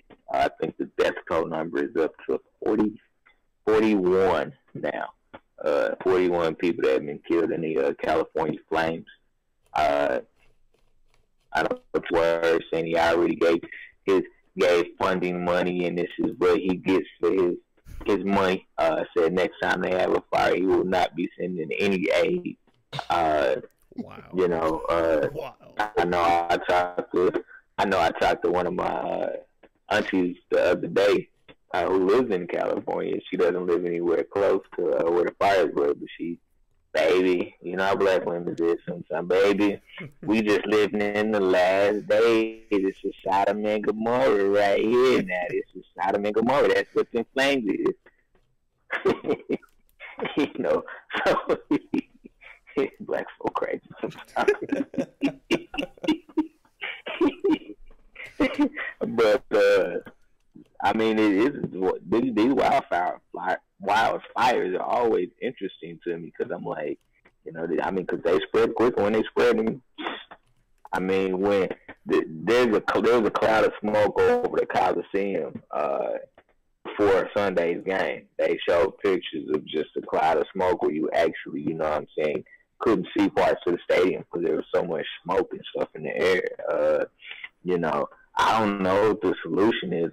I mean, obviously, you know, California is full of trees and things like that where, you know, trees just spread faster. You don't want to cut the trees down and things of that nature. I don't know. Some people think, you know, it's kind of the whole global warming, weather, all that type of shit. You know, I mean, this is nothing new. These happen in California quite a bit. You know what I'm saying? You have a lot of dry air, too. You know, dry air is, you know, always good to start a fire. You know, I'm sure some pyros that probably done put some good work out there. You know what I'm saying? But I mean, it's weird to me that they're not controllable. 'Cause I mean, you have fire departments from 12 counties out there still can't put the flames out. You know, so you know, my condolences to all the families that have lost somebody in these fires. Lots of people have lost property. You know, I know every celebrity seems to have a home in California that went up in smoke now. Yeah, man, it's a sad situation right now, and our fearless leader 45 ain't making it no better. I'm stop calling him Donald Trump. I'm just gonna stick with 45. I mean, boy, because he be on Twitter just ratting them off, boy. I'm telling you. All right, so yeah, man. That's what happened when old ass people can get an opinion all the time. We forget Donald Trump is in his 70s. Right, yeah, that's true. Just talking. See now, that's what you see now. Yeah. All right, man. Honestly, only thing I have to say is my condolences to all the people that lost their lives. Smokey the Bear, where were you? Oh, too soon. I'm so sorry. But no, all honesty, man. All the rich people, I'm pretty sure y'all got the house payments and shit like that good. So y'all be good. I'm not really tripping off of y'all. I'm tripping off of all the people that don't have it out like that, or that don't have it like that. You know what I'm saying? And that are affected by this. You know what I'm saying? That hurts them more than it would hurt any of you rich motherfuckers. You rich motherfuckers, I don't care about. Everybody else, all my average girls and average guys out there in LA, man, my heart goes out to y'all because there's really nothing we could do. I don't know if there's a solution, man. Honestly, the only solution I could thought of was it happens around the same time every year. So we would make sure we would have like silos full of water just in case some shit like that happens, like in like a forest area where we would put like let's just say like six full silos like in different places. So just in case you just press a button, water codes fall out. Hopefully it takes it out, and then you have your air units and something like that. I don't know, man. I don't know if they've ever thought of that, but I know water is also scarce in LA as well. So it's just like I honestly don't know. You know what I'm saying? So Smokey the Bear, dog, where you at, man? You slacking, dog. You slacking. All right. What's next, Lauren? I know we touched on a little bit how we talked about Laura Ingraham and how she was mocking Taylor Swift and things of that nature. Mm-hmm. This is one of the things that I really, really hate about, politics and media and things like that. Like, they just tear each other down. It's constantly when you during the last election, we gonna do to you what you did to us, right. And let's be real, all y'all. I ain't gonna say all y'all, because I won't put everybody in the same box, but a lot of y'all, they're fucking people together. You know what I'm saying, or in different methods and modes. I mean, it's doggone sad that somebody can have an opinion about something and just be completely obliterated for no reason. Right. Yeah. Like, I'm like, hey, man, if whoever Taylor Swift like, great. You know what I'm saying? You don't like that candidate, great. But you ain't got to go around mocking people. You know what I'm saying? I mean, right. What's the point? You know what I'm saying? I know you get some type of satisfaction of being right, I guess, for all intents and purposes, but this is the problem with politics. It's all about tearing your opponent down, and it has very sometimes to do with about being a servant for the people, because ultimately that's what a politician is supposed to be. And you have politicians filling their pockets and things of that nature, taking money from this group and that group, when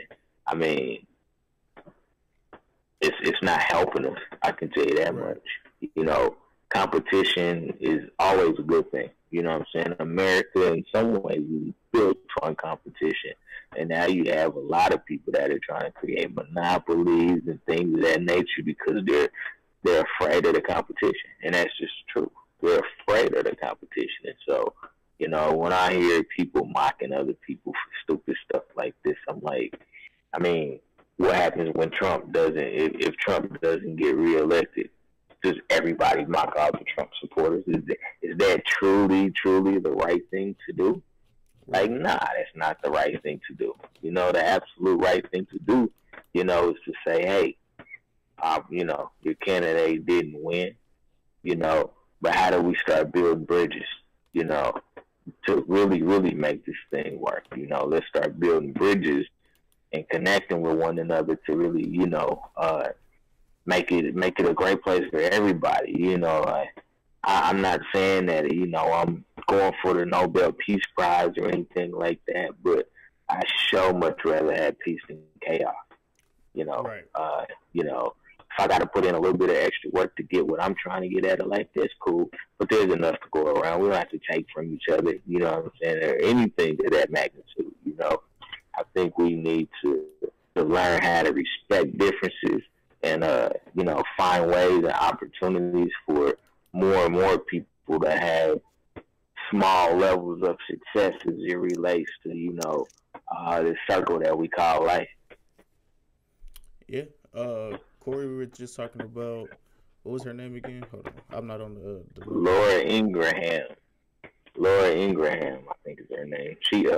We're talking about just a little bit more detail about her mocking Taylor Swift because Taylor Swift was supporting the candidate that lost his election and things of that nature. And, I guess she says I'm equal opportunity. I'm a beat up athlete and I'm a beat up entertainers. She talking spicy. All right. Sound like she want to say I'm equal opportunity. I beat up niggas and white folks. Everybody she get that smoke. Athletes and entertainers. Whatever. Lady's retarded. She's under that Fox News machine. Oh yeah. All right, so good for her. Oh yeah, my bad. All right, so we want to talk about the shooting in the LA club in California, man. The man shot and killed 12 people. I think he injured or wounded more. I'm not for sure. It doesn't say on here. But yeah, after he shot and killed 12 people, he killed himself. So I just want to say, man, everybody for whatever reason is scared of Somalians and black people and whatever other race. But the motherfuckers that's killing people is all white folk. Now get mad if you want to, but all the last mass shootings that I've seen over the last couple times have all been vanilla. They all been white. They all been Caucasian. I'm just being honest. I'm just being honest. I don't know of any black mass shooters.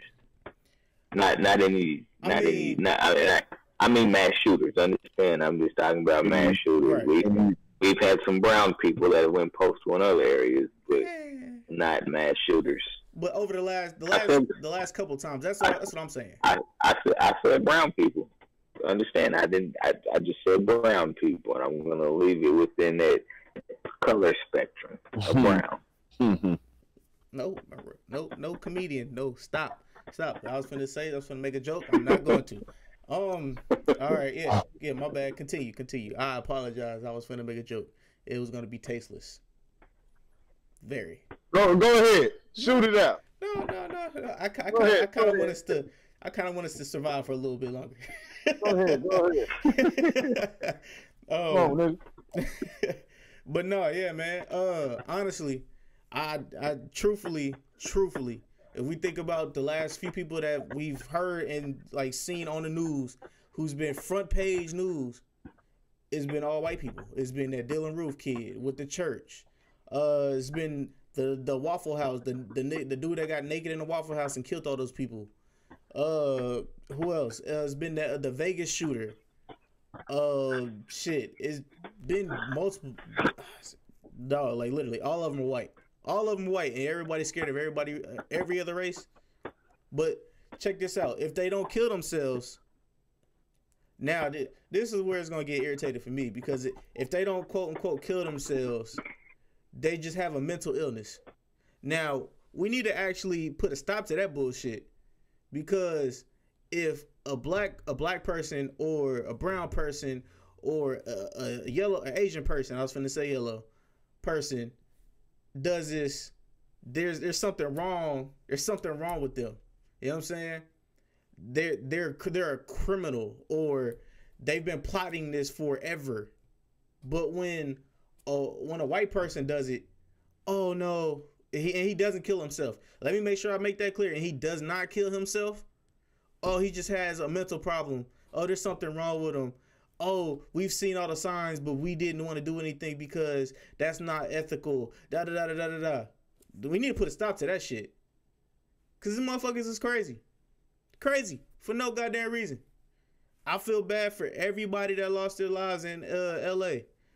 And we were just talking about the fire thing. But everybody, all those people that lost their lives in LA, man, all in that club and shit like that, stay your ass at home, everybody. You know what I'm saying? Clubs is played out. 2018, man. Get cuffed up or something. You know what I'm saying?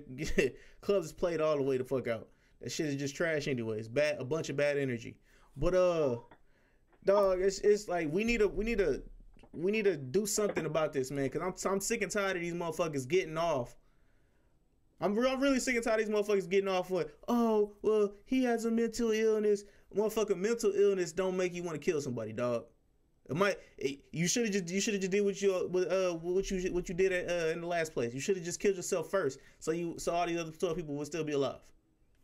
And if everybody get mad, that's so cruel. Fuck y'all. Fuck you. I'll keep it 100 with you, dog. Dog, kill yourself first before you kill somebody else, dog. Honestly. If you want to end your life that bad and you don't want to talk about it with somebody else, you don't want to go to therapy, you know what I'm saying? You don't want to talk to your friends or your parents or some shit like that, go ahead, pull that trigger. Do this. Do this for me. Go ahead. Pull it. Pull it. Pull it. You know what I'm saying? Do it. You gonna save everybody else's life. And you gonna just be in limbo or hell or whatever you want to believe in. But that's that a lot of the times that's not the goal. The problem is a lot of those issues that dwell within people are because of their interactions with people in general. And, you know, people can be cold at times, so they're not about to just kill themselves. They're gonna take a couple of you motherfuckers. Gonna take a couple of you motherfuckers with me. So you know that's simple. It's a cold world. You don't see a lot of black folk do that. As far as I know, you don't see definitely, especially here in America, you just don't see that. So I don't know what it is. We got a lot of theories on what it could be. Got a lot of theories on what it could be, but we don't know exactly what it is that goes on, especially in like these, you know, it tends to happen. I'm not even gonna say necessarily suburban. It's just why does it happen specifically with not specifically, but it happens a lot with white guys, and it's a lot of maybe it's because of the evil rhetoric that's been spit, you know what I'm saying, through many leaders and you know throughout history. And now you got Donald Trump doing the same thing, and that's ramped up. You know, that's triggered them. But I mean, at the same time, I mean, it's like you've had plenty of rhetoric. You've had a lot of stuff from slavery itself, different things like Jim Crow. Shit, that can make a black person or somebody say, "Fuck it, I'm gonna go spray up a bunch of club full of white folks," but you know they never decide to do that for who knows for what reason. Nobody knows, and I'm glad they don't go do that. But I just don't know.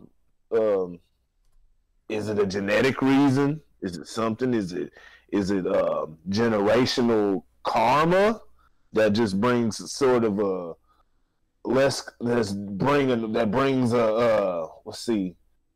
cloudiness to their judgment? I mean, who knows? These are just theories that I'm throwing out. These are things that we just need to have real discussions about. I mean, we talk about everything else. You'll have that, have that talk. They want to talk about they need to start having real talks. Even when they talk about black on black crime or anything, let's talk about it, but let's not sensationalize it and just have it for media views and everything. Let's view into it. Well, why are black people, doing why is it things like that going on in the different communities and things like that. Why are white people just spraying up, shooting up, random places? Like, what's the what happened? What happened to it? What goes on within the culture and in the environments that leads people to take this route and necessarily, because all we got to go off of is we take whatever goes on, whether it's a robbery, a shooting, mass shooting, or whatever. And so you have statistics, you have things that you see that say, well, when this certain things happen, it's usually how much of it is perpetuated by this group versus this group. And so those are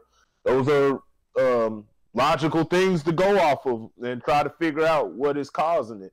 There's a genesis to everything. There's a reason why different things happen. So we just need to start. We need to get to the bottom of that first.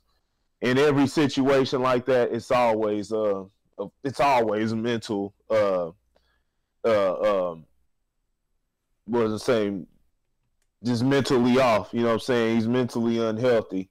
It's always that situation. There's a lot of people walking around like that today, walking around America every day.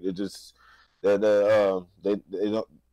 not all the way there mentally, because a lot of people see different things in life, and life is just life for everybody, no matter what what race you are, whatever. Life is traumatic. No matter what race, class, things they are, now having money, having a lot of money, things like that, it'll help you move around. Moving around helps ease certain things like that, seeing life and understanding life for that. So having resources and different things like that does help ease it, but still, life is still something that nobody can escape. It's a traumatic experience for everybody. You can't. Death is always promised, whether it's you or a person that you love. It's promised in life. Everybody's going to experience it. So who knows? And just a lot of that stuff, it just isn't addressed in everyday life. I don't know. We just need to sit down. We need to sit down and start having. We got to get rid of this whole PC culture first of all. But that'll never happen on TV. So that's where it comes into people's hands, and that's where everything really comes into play. It's always in the people's hands. We'll talk about the government and government and what the media does, but it all lays in the hands of the people and how we interact with each other, the conversations that we have, and the things that we're allowing. The type of information that we allow, or not information, but the behavior that we allow. You know what I'm saying? Just all of that it's all important. So we got to pay attention. We got to, like I say, always be nitpicky on these different things. If you want to be a social engineer in society, we can all be social engineers in our own little way. You know what I'm saying? And make a change. So let's do that. That's coming from a cooler head than myself, because I was the hot head over here. But Lauren, here you go. Yeah, I think that I would say that the way we deal with mental health is a problem. I think that we don't address it in the right tone, and then that allows people to actually abuse it, and just not be objective. Because every situation, when you talk about a mass shooting or anything to that degree, has to have that level of objectivity to it. Every situation is not the same. Mm-hmm. I think that we tend to want to point the finger, and I think there is a level of truth when you think about it objectively, is somebody that is capable of doing something like this is mentally disoriented. Those are facts, you know what I'm saying? Because, a regular person is just not going to walk up and be like, I think I'm going to go chitty chitty bang bang today. Mm-hmm. Like a person that's in the right stable frame of mind and it only takes a second. Like, that's the thing, that's why they say, somebody was having a lot of issues, and that was just kind of the straw that broke the camel's back and made them go off on the deep end. So people are dealing with different issues. We have a lot of stigmas within the framework of just people in general. There are a lot of different stigmas. They just aren't just racially driven or things of that nature. So you could talk about gun control, and there's different pieces of it that, would make a complete puzzle. Like Corey said, it's really opening up that dialogue and not allowing ourselves to have a knee-jerk reaction, because that's typically what causes it. So things is we just have this quick knee-jerk reaction. Everybody makes this assumption, and then it's over. And then you got anywhere from 10 to 100 people dead, and 6 months later we've forgotten about it because the next one is happening. We're talking about the shooting at an LA club, or whatever club in California, and we've completely, I'm not gonna say forgot, but about the dude the guy that just shot up the synagogue or whatever. Yep, yeah. And so it goes into the whole desensitization, and it's just you create these layers upon layers upon layers, and we're adding layers when really we need to be peeling layers back to really get down to the meat and potatoes of the issue. But we're adding layers to it. We're not trying to take them away. And so, it's always tragic, but we have to learn from tragedy, and that's what we're not being able to shift into. Is how do we truly learn from this tragedy? If you see somebody stacking ammo, like, raise your hand. You know what I'm saying? We have this we have a no snitch mentality until somebody that we know dies, and then all of a sudden it's like, well, damn, we should have said something. You know what I'm saying? Hell, I'll be honest with you, sometime in the hood, you know what I'm saying? Shit happens. It's how it gets summed up. You know what I'm saying? Like, there is no, I won't say remorse, because that's not the word that I want to use, but, there is no change in just normal thought process. You know what I'm saying? You see a baby get killed, from a stray bullet, and everybody in the hood, I don't say everybody in the hood, but in some hoods, it's like, yeah, man, that shit happens around here, man. That shit real fucked up, you know what I'm saying? We know who did it, but we ain't snitching. Yeah. We ain't snitching. You know what I'm saying? And you have different codes like that. And I'm not here to debate whether or not they're right or wrong. I'm not here to debate that. I go back to my original statement that I made is we have to look at each situation objectively. We have to take the time to do it, because that is going to be the only way that we figure this shit out. You know what I'm saying? Every single shooter that we talk about Sandy Hook. You know what I'm saying? You talk about any the Vegas shooter, the LA shooter, the synagogue shooter.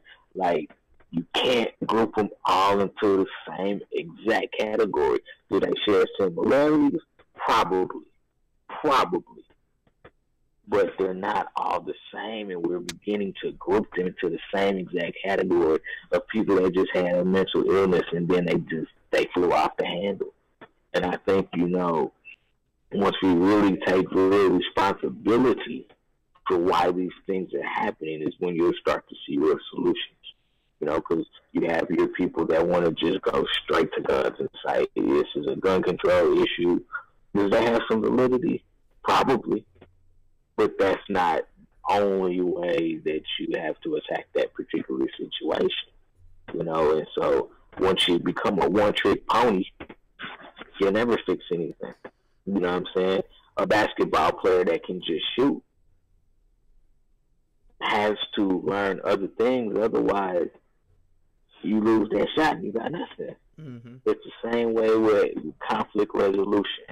You know, you have to think of multiple solutions to the problem and then begin to work within those solutions to figure out, okay, what happened here? How can we prevent this in the future? You know, what steps can we take so this doesn't happen again? Because, I mean, I can't really tell you why all you see is white guys, not even white women, just white guys, you know what I'm saying, flying off the handle like this. But what I will say is it will be a scary fucking day when a black person finally does it. If that happens, it will be a scary day because I'm telling you, Pandora's box will open. It's a fucking, we live in a copycat world. And it's the first, I'm telling you right now, you get that first black shooter, and I'm scared. I'm scared. because all people need is one person to set the tone. And then from there, they like, well, shit, that motherfucker did it. So guess what? I'm going to do that shit too. Nah. I'm going to do that shit too. I think it would have. I think it would have happened by now. You know, especially. You think so? Yeah, especially. Well, here's the thing. Especially as how they say mentally ill Negroes are supposedly are. You know what I'm saying? They got guns. They say they. Well, yeah. Let me ask you this: do you put a mass shooter in a different category than you put a mass bomber? No. Nah. But you saying no, right? Yeah, but okay. So, I'm gonna let you finish. My bad. I'm gonna let you finish. Yeah. No, the motive. The motive is different, but do you put them in? The motive is different, yeah, but every motive is different though. Like every motive is different though. Don't. Yes and I don't know. I don't know. We don't know what's in that person's mind. I'm just asking that because I made the reference to a black shooter, and I'm asking is, do we separate black people from a Muslim who will strap on a backpack like game over? For a lot of you motherfuckers, game over. You know what I'm saying? Like, do we separate ourselves like that? Because we talk about, you know what I'm saying, white people. But I'm not going to group all brown people into the same category, you know what I'm saying? Because a lot of the bombers and shit like that, they're doing that for a religious reason, you know what I'm saying, or so-called religious reason, you know what I'm saying? But it's, when do you separate it and when does it all bleed together? But check this, though. When you said the black shooters and the white shooters, can you put them in the same thing? No. Because if a black person was to shoot somebody and was to go shoot up a shit ton of people like the white people do, it's hunting season for the niggas. But for the white folk, I don't disagree with that notion by any stretch of the imagination. I mean, but okay, what was you gonna say, Corey? This is also where you differentiate. It's because how you separate them is how you move. It affects how you move in life. So I'll tell you right now, and you know it's proven to be true. I tell you right now, I don't go into a restaurant full of black people and expect a black man to come in there and start shooting up the place. Now, nine times out of 10, you go somewhere, it's not going to get shot up. But if it does, I more than likely believe it'll be a white person that does it. If I'm walking out of the restaurant and the nigga pulls up and puts the blammy to my damn face, I think I just gave it away when I said nigga. I think nine times out of 10, it's gonna be, you know what I'm saying, getting you for your cash or your wallet. Okay. Not to say that's what it's gonna be all the time. There's probably been black shooters, you know what I'm saying, that we just don't know about that have shot up someplace. But as far as we know it. We know it because shit. How many y'all all have lived here? Am I correct? Y'all all lived in Kansas City. How many clubs then got shot down because somebody came up in a motherfucker shooting. Rest in peace, Dom. You know what I'm saying? But that's the thing. See, when I said it wrong when I said black shooters. Guys that had an actual. Now, did they have a? That's a good question, man. That's a good question because when we're trying to break down the psychology and what's going on in their mind, a lot of times we assume that, you know, the black person had a beef with somebody. There was somebody in particular. So even if they decide they were going to go shoot up the whole crowd of people, it was usually because of their conflict that they got with that one person. Right. Yeah, but at the same time, we tend not to give white people that same benefit of doubt, especially people who have been bullied at school, certain things like that. But, you know, a lot of times and then sometimes it comes from, you know what, Lauren? You know what, Lauren? I opened up a can of worms, didn't I? You just don't see they'll get it in. See, now we starting to break down, you know what I'm saying, what goes on when they doing it. See, they not just gonna go open and niggas gonna get that, you know, get their little spray off. They not gonna just keep going around with the intent of, hey, let me go kill as many people as I can, you know what I'm saying, before the cops get me down. You know, usually it's just, hey, they pissed off in the moment and they about to blow off some steam because somebody just, you know, punched them in their face or took their girls, you know, some stupid shit. It's all stupid shit, but they gonna get it off. But, you know, like I said. You're saying it's driven by an individual bias and not a social bias. What? The difference between when you see a random black person go shoot up a club and some extra people die because they really looking for one versus a white dude that just go up in the church like, I don't like none of you motherfuckers. Yeah. They don't have to have any history, no connection with anybody around. That's something that people all notice. It's been noted by white people, you know what I'm saying? And they living in fear, you know what I'm saying? I'm not saying all white people do that. They living in fear because they don't know what's gonna go on. They don't, you know, kids can't go to school. You know, ain't no, more than likely ain't no black kid gonna go in no black school shooting up everybody. I haven't heard the story of that, but I've heard it plenty of times, you know what I'm saying, with white schools and things like that. So now you wanna know why? Why? I know. Free zones. Free zones. Gun free. Expectation it's the expectation that nothing's going to happen. That's why. So you never prepare for it. That's a good you know what I'm saying? Now let's be honest. We're saying right now, you know what I'm saying? Ain't no black kid gonna go up in no black school and shoot him up. You were probably right. You know what I'm saying? 100%. But there is a level of preparation for some shit to pop off, though. You know what I'm saying? That's when you made the statement earlier about suburban areas. Why does this always happen in primarily suburban areas? It's because it's the expectation that I am 100% safe. This shit will never happen to me. It will never happen here. Go even deeper. That's like, oh, this is so good. Oh, this is good.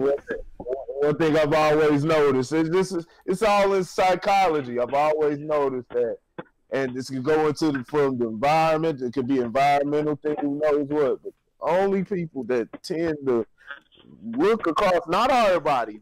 So don't say, hey, not all of us do that and shit like that. But the main people, the only people who I notice tend to look both ways when they cross the damn street when a car is coming. You walking in Walmart parking lot, when you're driving through Walmart parking lot or some shit like that. Black folks, everybody else, I'm talking about from Hispanic to white to Asian. They just walk out in front. So walk out in front. Pedestrians first. So they just assume. They assume that it's, they got that. They got the right to that. Whereas, I'm telling you, it's something that I internalize and I look. Black folks in up there, they'll stop. They'll stop and wait. They be looking. Like, you know what I'm saying? They'll make sure. So I don't know. Yeah, it's weird, man. Nah, you used a great word. You used the word psychology. You know what I'm saying? It is psychological. Like it's funny. I was talking to my daughter earlier, and I was playing with her. She said something slick to me, so I took my belt off. Right? Yeah. Had no intention. Had no intention. It's just But I was just messing with her. You know what I'm saying?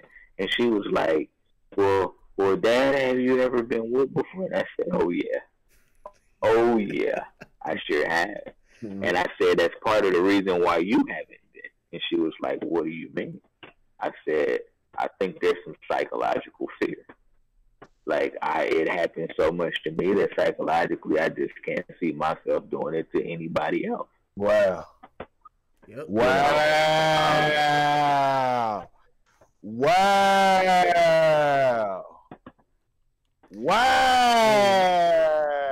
The crazier part of what you just said was, I literally heard something. I heard something about this dude talking. He was talking about people beating dogs, and how when you beat a dog so much, like the aggression, and it doesn't become aggression anymore. It becomes fear.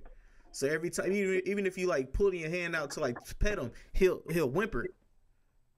So it's just that repetitiveness of know that you might get hurt if this person reaches out to you. But it's not even that. People Lauren just said though, when you've been abused, beaten, killed, whatever, beaten so much, and now it happens, and like I said, it happens. It's an epidemic across America, but we can literally sit there and look at why these murders and different things are happening. We can see it's really not brain. It's not brain science and things like that. The murders that happen in the hood, things like that. We can literally sit there and see where a lot of it is stemmed from. Yep. A lot of it stems from. The only problem is trying to clean it up. That's the tough part now. Trying to clean it up and trying to change the mindset. Trying to change a mindset that has been corrupted, has been normalized, where different things have been normalized and accepted as this is the way life is supposed to be. You know what I'm saying? You would still have that. You would still have that if the mind was in another state, but it wouldn't be like it is today. You know what I'm saying? It wouldn't be like it is. It wouldn't be so broad. So, but what he's saying is, hey, what was he about to say? Nah, I was just gonna say that when you think about the structure of how laws were created, especially in the beginning of our judicial system, they weren't created to protect the victim. They were created to protect the rich. Yeah. Mm-hmm. You think about how black people just over time just think of, man, just so much shit that has happened from being in slavery to getting, let go, being put back in slavery, put under the black codes. The people look up what the black codes are. It's everything from, from having your neighborhood bombed to building that back up to, Jim Crow, having Jim Crow and everything.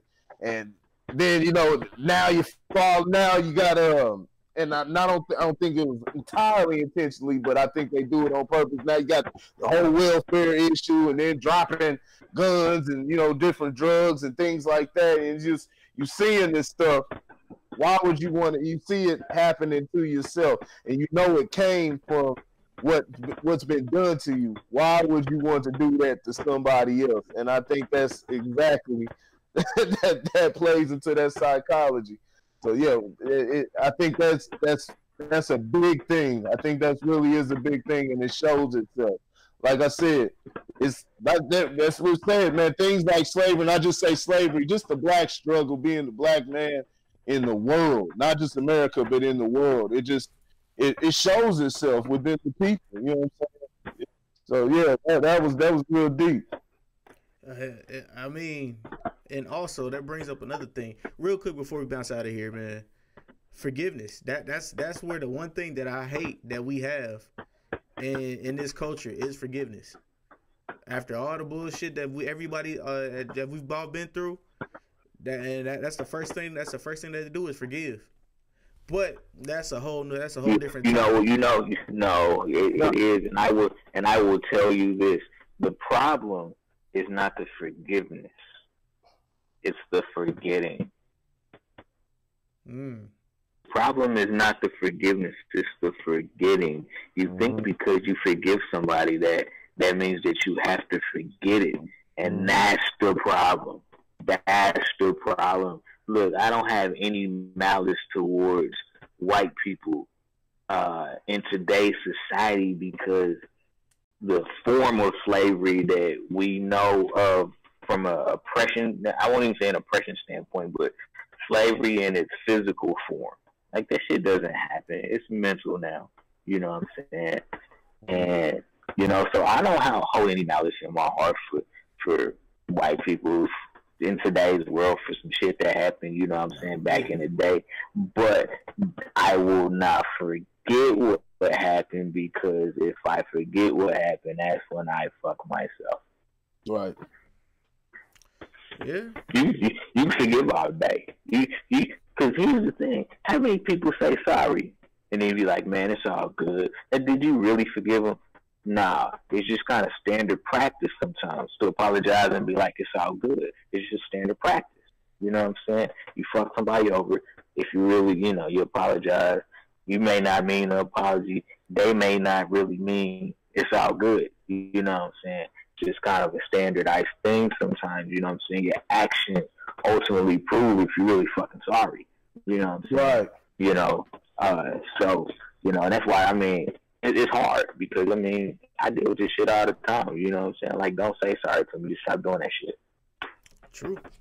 You don't need to apologize to me. Just stop doing that shit. You know what I'm saying? So the whole forgiveness thing, you know what I'm saying? Really, that's religious anyway. And that's, again, a whole other topic. You know what I'm saying? But it's really the forgetting. You know what I'm saying? Because you form a wall when you don't forget. You know what I'm saying? That way, nobody can walk in and do the same shit to you again because you're not going to allow it. Because you didn't forget when it happened the first time or maybe the second time or some shit like that. You know what I'm saying? But when you choose to forget, that's really when you let it all go.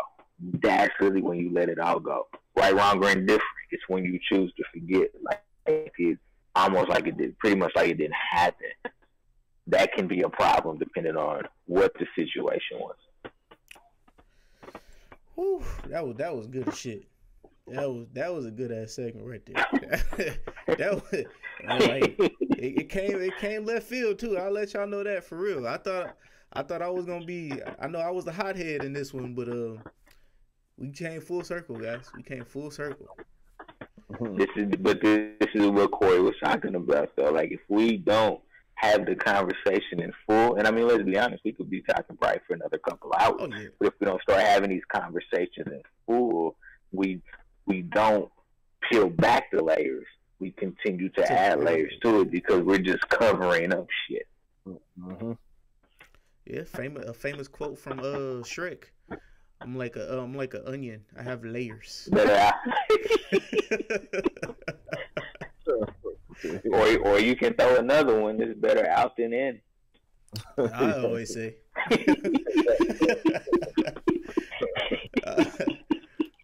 All right, so, and on that note, man, Thursday, 9:00, same time, man.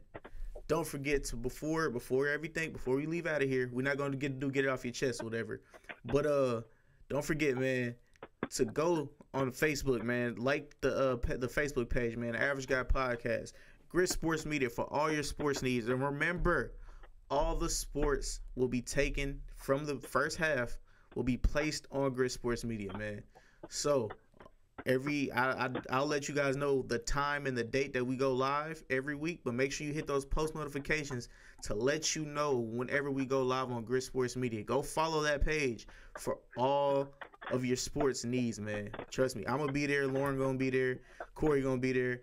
We gonna have content for you guys. Also, the Average Guy Podcast on YouTube, or Average Guy Studios on YouTube. Go follow that. Hit that notification button, man. Thank you to all the supporters and everybody that's been sharing and liking and telling a friend to tell a friend, man. Hey, like I said, We coming. We coming up. We gonna be on multiple different platforms for y'all. We got multiple different outlooks. Just look what happened here tonight. Oh, it's only gonna get better from here, baby. So with all that being said, man, this is the Average Guy Podcast. Shout out to Lauren and Corey, man, and we're out.